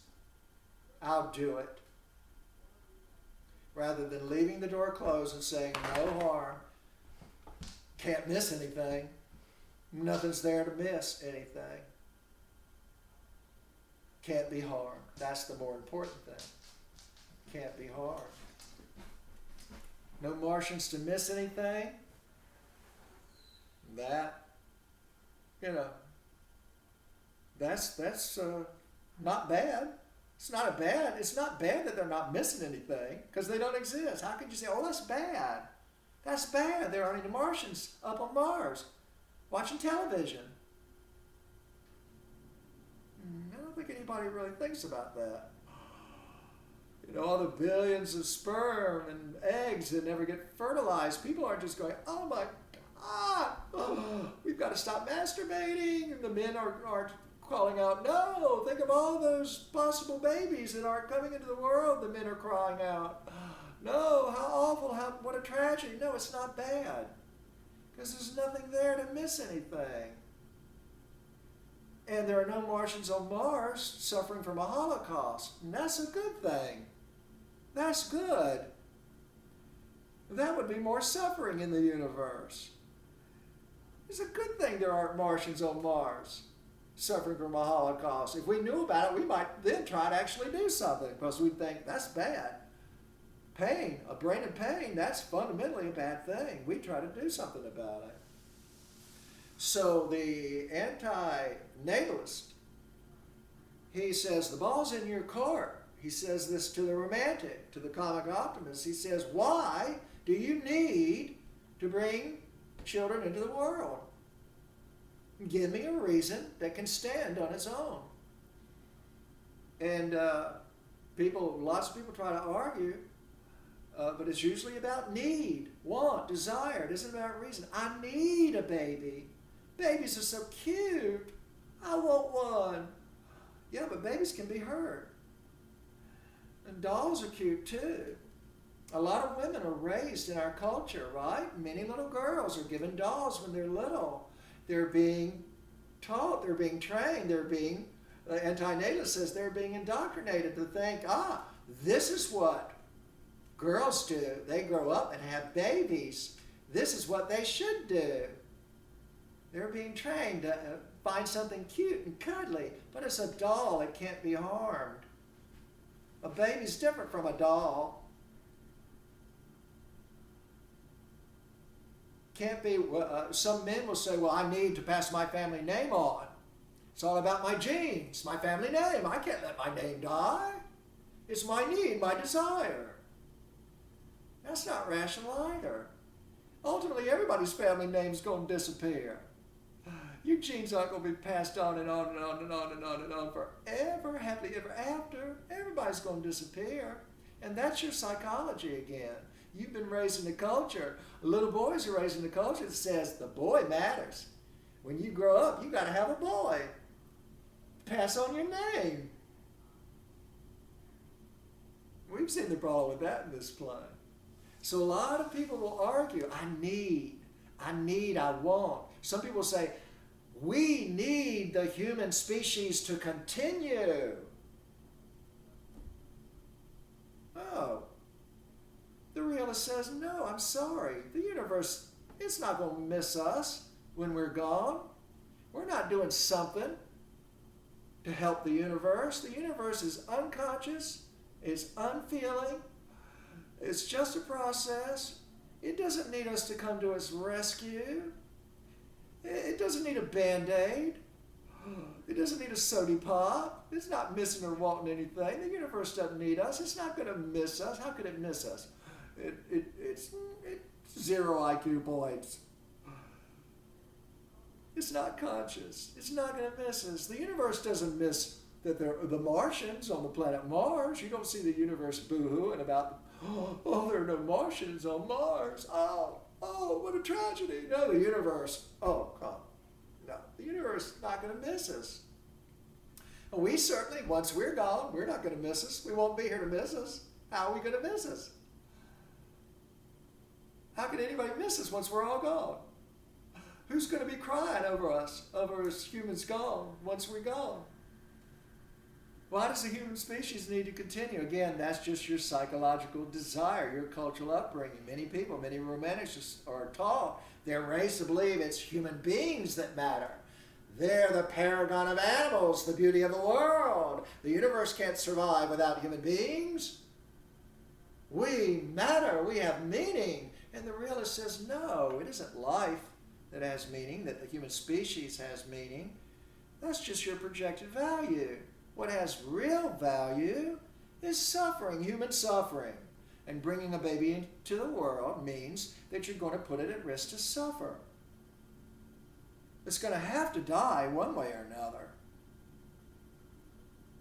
And there's usually, for the most part, a lot of suffering in between.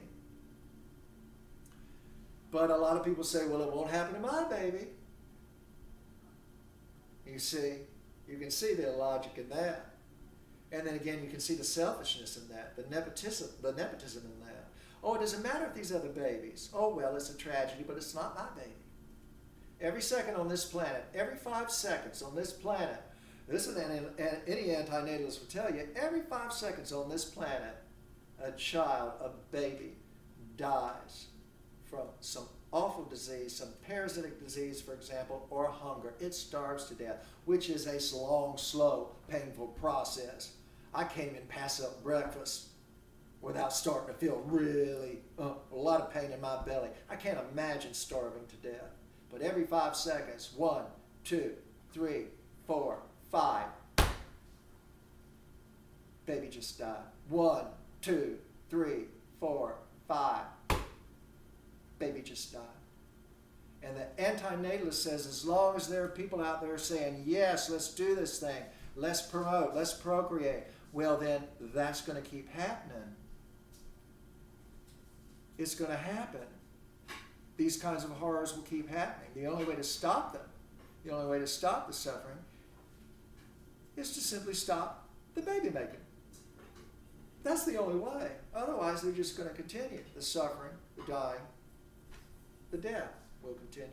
So the antinatalist is anti-suffering, anti-dying, anti-death.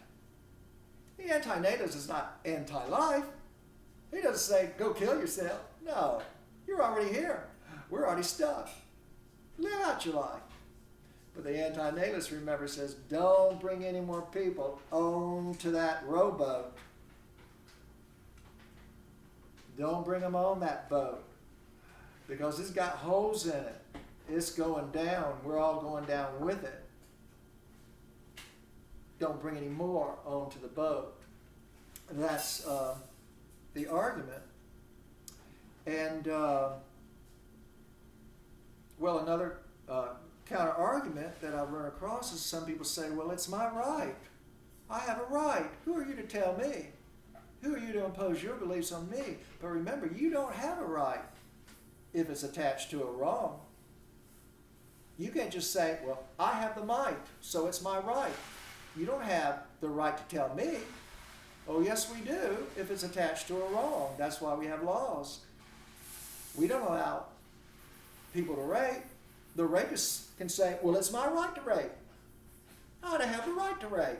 It's only natural. I have a penis. I have the right to rape. Who are you to tell me I can't rape? And we say, we're going to tell you why you can't rape. Because it causes unnecessary harm. It's attached to a wrong. So you can't say, well, I ought to be able to have a child. It's my right. It's natural. It's natural. Nature does it. It's everywhere around us. Nature, 0 IQ points. Just a process. It ain't bright. It ain't smart. Our brains are the most complex things that nature has produced, but nature itself, 0 IQ points. Are you saying we should be dumber than nature? Be dumber than 0 IQ points? No, as Shakespeare would say, the point of human skill is reason. Use them neurons, use that complexity of yours, and realize that just because it occurs in nature doesn't mean it's a good thing. Remember, we've talked about all the animals in nature and how approximately 90% of them are brutally being killed as children. That's natural. That doesn't make it good. Not for someone like us. We're intelligent. We can see that as a good. That's a lot of pain and suffering. And that's the bad thing, fundamentally, intrinsically, the bad thing. So you'd have to come up with some sort of counter-argument. If you wanted to earn an extra credit point here, or if you agree with the argument, you could have a conversation, earn an extra credit point that way. You could write an essay on this, again, option C, for your if you prefer to write an argumentation essay, and you could use this passage in the play as a springboard into your argument. In fact, I would like you to do that. This idea, I want to get this message out that Shakespeare introduces all of these concepts and ideas these scientific and philosophical truths, he needs to be read more and appreciated more and analyzed more. So yes, use it as a springboard. I want your essay to go out into the world and, produce a little something. But yeah, the antinatalist, and then I'll finish this up, the antinatalist says that if you're knowingly going to put a child at risk by bringing it into the world, I had this argument with my mama, by the way, and woo, she was mad at me for about 6 months, but now she's an antinatalist. Yeah, you can be an antinatalist even if you've already had children. It's that my mother was just brought up in a culture where everybody has children. It was just love, marriage, and then comes the baby carriage. Everybody's doing it. No, if you haven't come across someone who says, should you be doing that? If you've never had that, if some sort of experience in your past hasn't had an impact on you to make you start thinking about this issue, then my mama, she said, no. I mean, come on, she came from a large family. My daddy, my daddy's mama, my grandmama, she had, there were 13 children in her family. So they came from large families. Everybody else was having children. It was the idea that, it was just the natural thing. And the culture raises you to believe, that children are, women particularly, they're told they have something called a biological clock. It's really a psychological clock that the culture, sort of indoctrinates these women with this idea that they only have so much time and that they really they're not really a true woman unless they have a child. A lot of women buy into this idea that somehow something's missing in their life. This is what the culture tells them. So my mama, she fought the good fight, but ultimately I didn't win the argument. The argument won the argument, because I didn't come up with this argument. The argument won the argument. I've never come across a counter-argument that's been successful, so here's the challenge. I'll throw down the gauntlet there, because I'm interested in finding out the truth on this issue. I think the truth is that, yes, the anti-natalist has a sound argument here. And the idea is if you're going to put a child at risk, a baby at risk by bringing it into the world, remember it's got to live out a long life perhaps, and all these risks and dangers and harms that it's constantly on the tightrope, walking above these crocodiles in the swamp below and can fall off at any moment. If you're going to bring a child into the world and put it on this tightrope, put it at risk, then you've got to be able to justify doing so. You've got to have some sort of justification. Unless, of course, you can get consent. You go to the dentist says, look, I'm going to drill a cavity, I got to feel that cavity's going to hurt, I need your consent. And so you give the consent. But you can't get the consent if somebody doesn't exist. So that's a problem for the person who wants to have children. You can't get consent. And anyone who's going to be placed in harm's way, we say, get consent. Tell that person, let that person know up front and get his or her consent before you put that person at risk. Consent is all important. It's an important concept. And just because you can't get it doesn't mean you don't need it.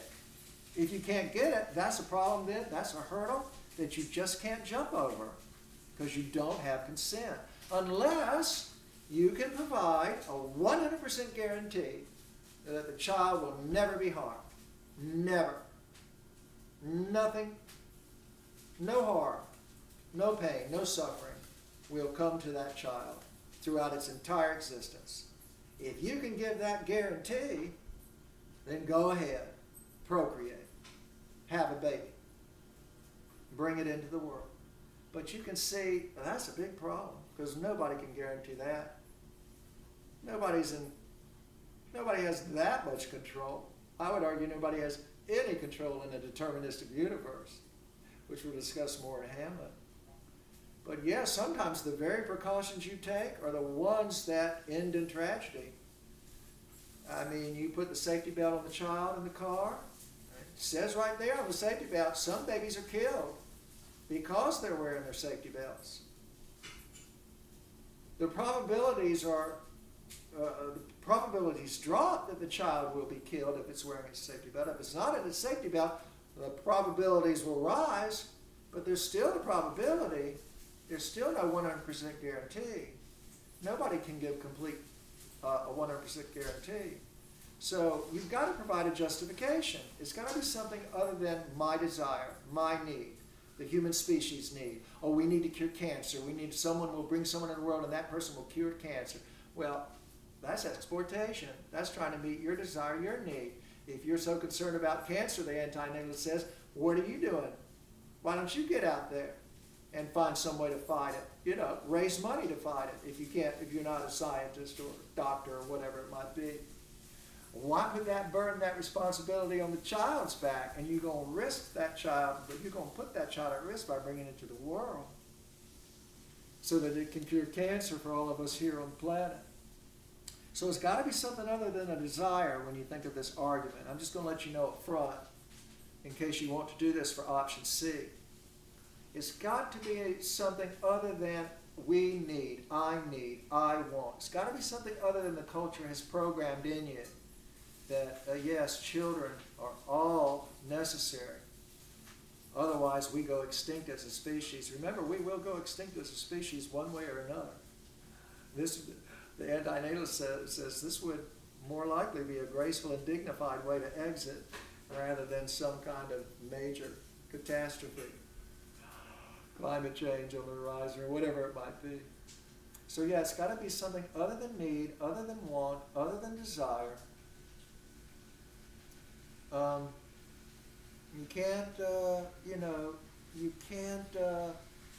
use sex as a rationalization because we're not like the animals. The animals don't know the consequences of sex. We do. We know what comes with sex. The antinatalist is not anti-sex. Have all the sex you want. Just, you've got to take the precautions. I think the antinatalist would say it's time to sterilize everyone because you don't have a right if it's attached to a wrong. Everyone should voluntarily have him or herself sterilized. Or just not engage in sex, but nobody wants to do that. Anti-natalist is the same way. So yeah, that's an interesting argument, and as I said, I never found a counter-argument to it. I mean, I'm trying to think of more just to warn you, but it's got to be something other than need or desire. And some people might argue that they're competent enough, but most people, when they have children, they haven't had any practice. They don't know how to raise children. I mean, we require that people get a license to drive a car, but nobody has to even read one book to have a child. A child's much more important than a car. So, sure, think about that. Think about if you give some sort of rational reason why children need to come into the world, why people should continue to procreate. There has to be a rational reason. So think about that, and if you're interested for either the extra credit or option C, you can email me. And at any rate,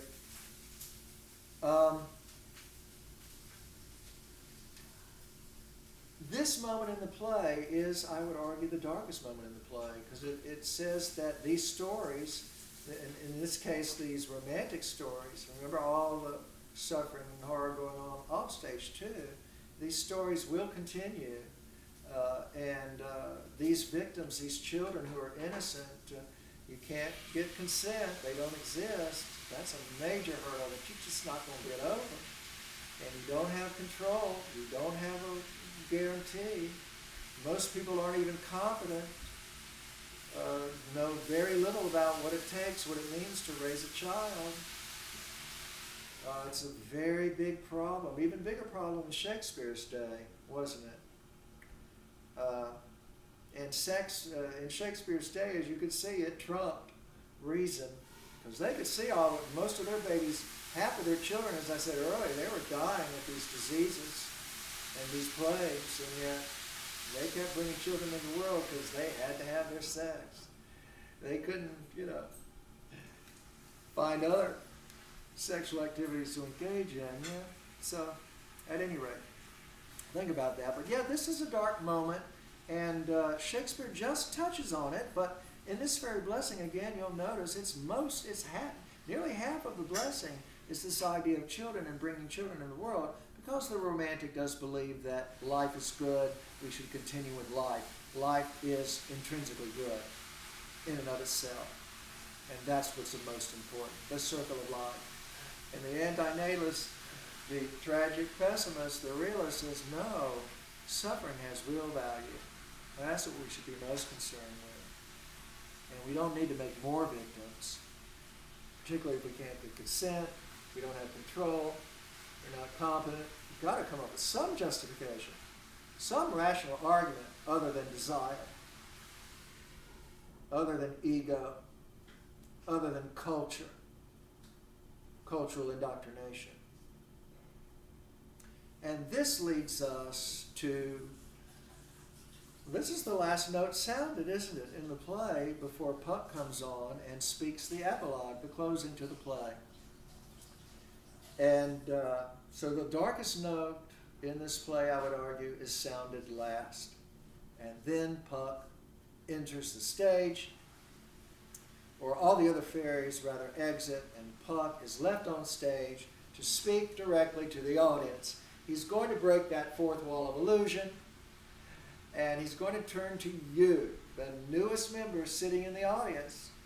Shakespeare's audiences, over 400 years, there's a huge membership. Lots of people have seen a Shakespearean play, many plays. He's got an enormous audience, doesn't he? Enormous audience. And you're the latest. There you are, front and center. Or maybe you're in the back corner somewhere. Maybe you're up on the balcony with your laptop. You're online. But here you are, the newest member of the audience, and Puck is going to turn to you and to me, sitting there in that audience, and he's going to speak the epilogue. And the epilogue, of course, in romantic comedies for Shakespeare, and Shakespeare's romantic comedies in particular, and romantic comedies at the time, the epilogue was a conventional, again, a theatrical device where one player remains on stage, speaks to the audience, and basically says, look, we did our best today, but if you didn't like the play, we're really sorry. Because in Shakespeare's day, if you didn't like the play, you got to throw tomatoes at the actors on the stage. So, yeah. And, this is the convention. The convention at the end of these plays, one character left on stage. Wouldn't it be fun to throw tomatoes today if you didn't like the play? No, I don't think so. But at any rate, kind of a fantasy. But anyway, let's see. Yeah, it was a convention. And one player remains and speaks the epilogue, the final words, the end note, if you will, after the happily ever after ending. And basically apologizes to the audience if they did not enjoy the play and says, look, give us a second chance. If this play did not, if it just didn't float your boat, if it just didn't meet your needs, your desires, your wants, please don't be upset with us. Don't throw them tomatoes. Give us another chance. Come back tomorrow night. We'll put on another play, a different play, and we promise you, you'll like that play. Come on, give us another chance, please. Have mercy. Have pity. So remember who's speaking these words, though. This is Puck, the mischief maker. So Puck isn't going to come out and make these pronouncements without underscoring, without there being an irony underneath. And I don't think I've seen anybody mention this either. But yes, come, let's remember Puck. He likes to stir up some trouble. And so does Shakespeare. Shakespeare's a kind of Puck, but he's a different kind of mischief maker. He wants the comfortable people sitting in his audience, he wants to make them uncomfortable. Because if you're comfortable in this world, something ain't right with you. Because there's a lot of harm going on around you. You ought to be uncomfortable about that. Someone ought to stand up and say, you ought to be uncomfortable about that. So Shakespeare, I remember a line from, I forget what film it was, Inherit the Wind, where one of the characters at the end of the play, his job as a reporter was to speak, to give comfort to the uncomfortable, to give comfort to those who were uncomfortable, and to give discomfort to those who were comfortable. I don't think those were the exact words, I'm paraphrasing, but you get the idea that you want to bring comfort to those who are in a state of pain, who are hurting. And the only way really to do that, if you think about it, is these other people, these comfy folks, you got to make them understand what we've been saying all along. You've got to make them uncomfortable enough so they get off their comfy couch. You got to make them uncomfortable. Some people you can just point out to them and use reason. That's a good thing. Some people, that's all they need is you to see the argument. 1 + 1 = 2. That's all I need. You don't need to make me feel uncomfortable anymore. But other people, they need, they're going to need more.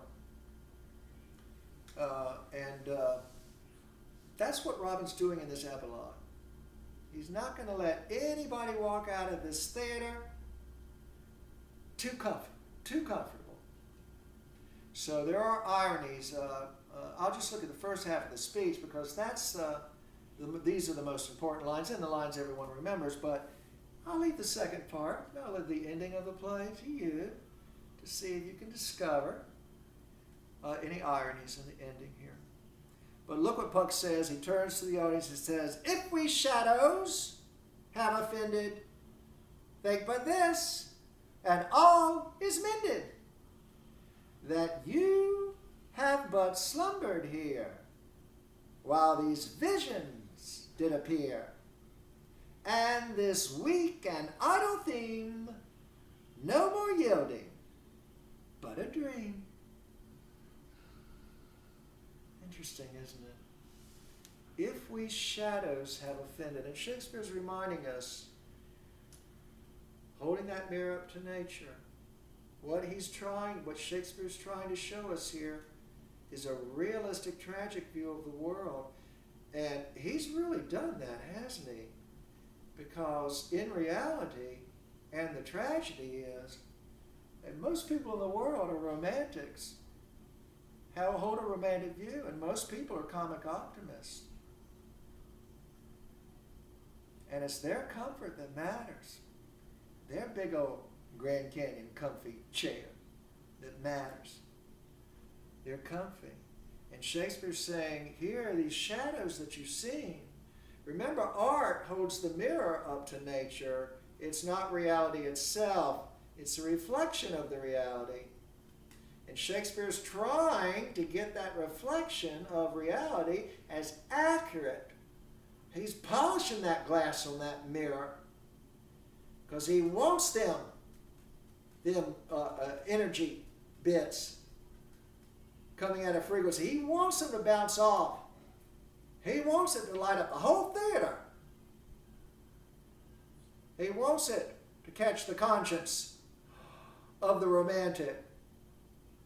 He didn't catch Lysander and Hermia's consciences, or Helen or Demetrius's, or Theseus or Hippolyta's, Oberon, Titania's. These characters, no. They are romantics. They are comic optimists till the bitter end. The bitter end. But Shakespeare is trying to shine the light off this mirror, his work of art, A Midsummer Night's Dream. Shine it all over you, baby. Light. Open them eyes, the eyes of reason, he's saying. Interesting. Shadows. Shadows that produce light.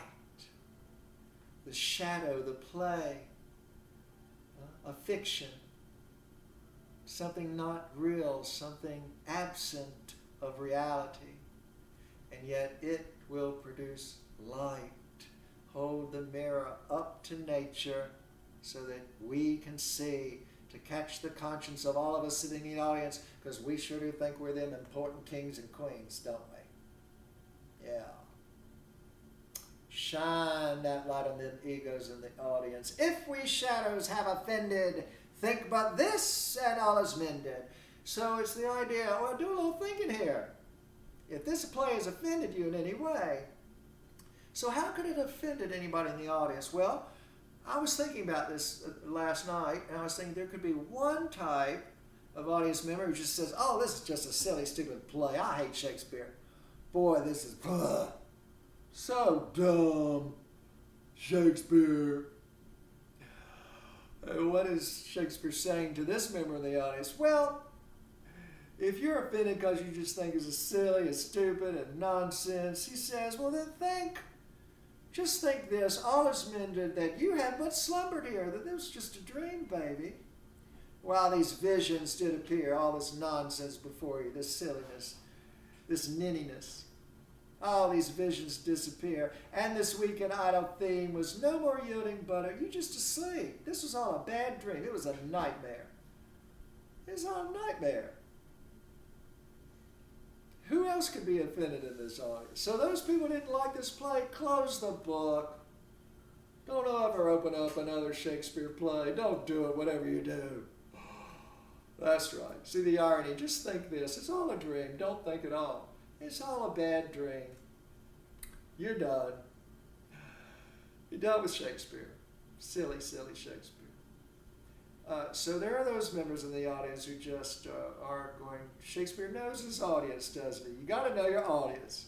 He knows his audience. You can't please them all. Can't please all the people all the time.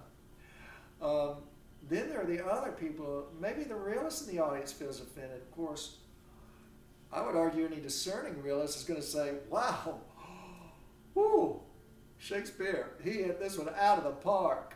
This play is, and every time, and as I said, I've taught it, I don't know how many years now, maybe half a dozen, maybe that much. But every time I read it, just more and more. And this last week, one reason I'm so exhausted is all I do is keep thinking about this play, and it's tough. So I don't know, the realists in the audience. Now, there may be some realists in the audience who don't understand the symbolism. I mean, they're realists, but they just, anything.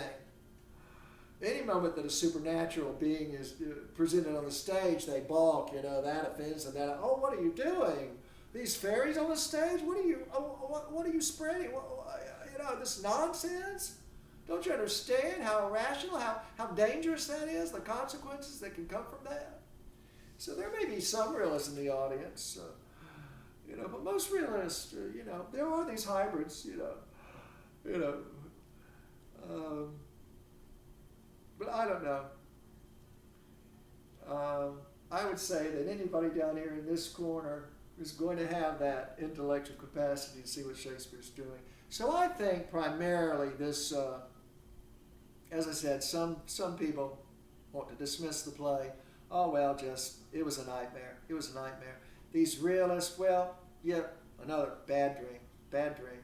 That's all it was. But I think Shakespeare, this Puck's final words, his epilogue, is to the romantics in the audience. After all, I mean, that audience out there, it's just filled with romantics. It's just filled with these comic optimists. They are just everywhere, baby. Trust me on this. Trust me. They're all over the place. I think that's the main audience Shakespeare's addressing here with Puck's speech. If these shadows have offended, think but this, and all is mended, that you have but slumbered here, while these visions did appear, and this weak and idle theme, no more yielding, but a dream. This idea, those romantics in the audience who picked up on some of the horrors within this tale, this story, and are offended. Oh no. No. Oh, well, just forget it. These are just visions. They're not real. This theme, this weak and idle theme that you can't win at the game of love. you're just not going to be the winner.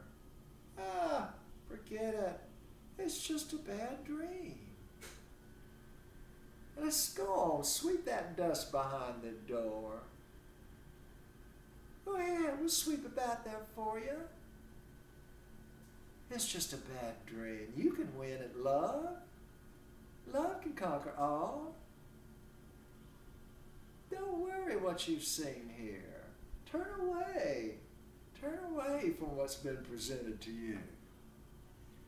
Go back to sleep. Go on. I'll sing you a lullaby. Go on back to sleep. Pleasant dreams. Nothing to worry about here in this world. Nothing to worry about your story. And before we began this play, I said, where on this graph here, the axes of art, do you fall? And in particular, when you think about romantic love, where do you fall? And I'm going to leave you with that question too. Where do you fall now? Be interesting. I don't know. You may not have moved at all. You may have moved a little. I don't know where you began. I don't know where you are now. No need to tell me. But I will give you an extra credit point if you tell me, again, just give me 3 things that you have learned in reading this play. What have you discovered? Extra credit. You can earn an extra credit point. Tell me 3, the magical number, 3 things that you've discovered by reading A Midsummer Night's Dream. Because I would argue you've changed in some way. You've metamorphosed. You've shapeshifted in some way. You're no longer the same person. You don't have the same identity. Something's happened, even if it's in a very nuanced, slight way. Or maybe it's had a major impact on you. Give me 3 reasons. Just write them out. Doesn't have to be long. Half page or a full page. Don't go more than a page. That'll be enough. But what have you discovered? Last week you perhaps had never come across this play. 1 week later, last week you were one person. And what I'd like to know now, after having read this play, after you've read it, after you've watched an adaptation of it, after you've listened to these lectures, maybe you've done a little research, what I want to know is, who are you? Be gone before somebody drops a house on you.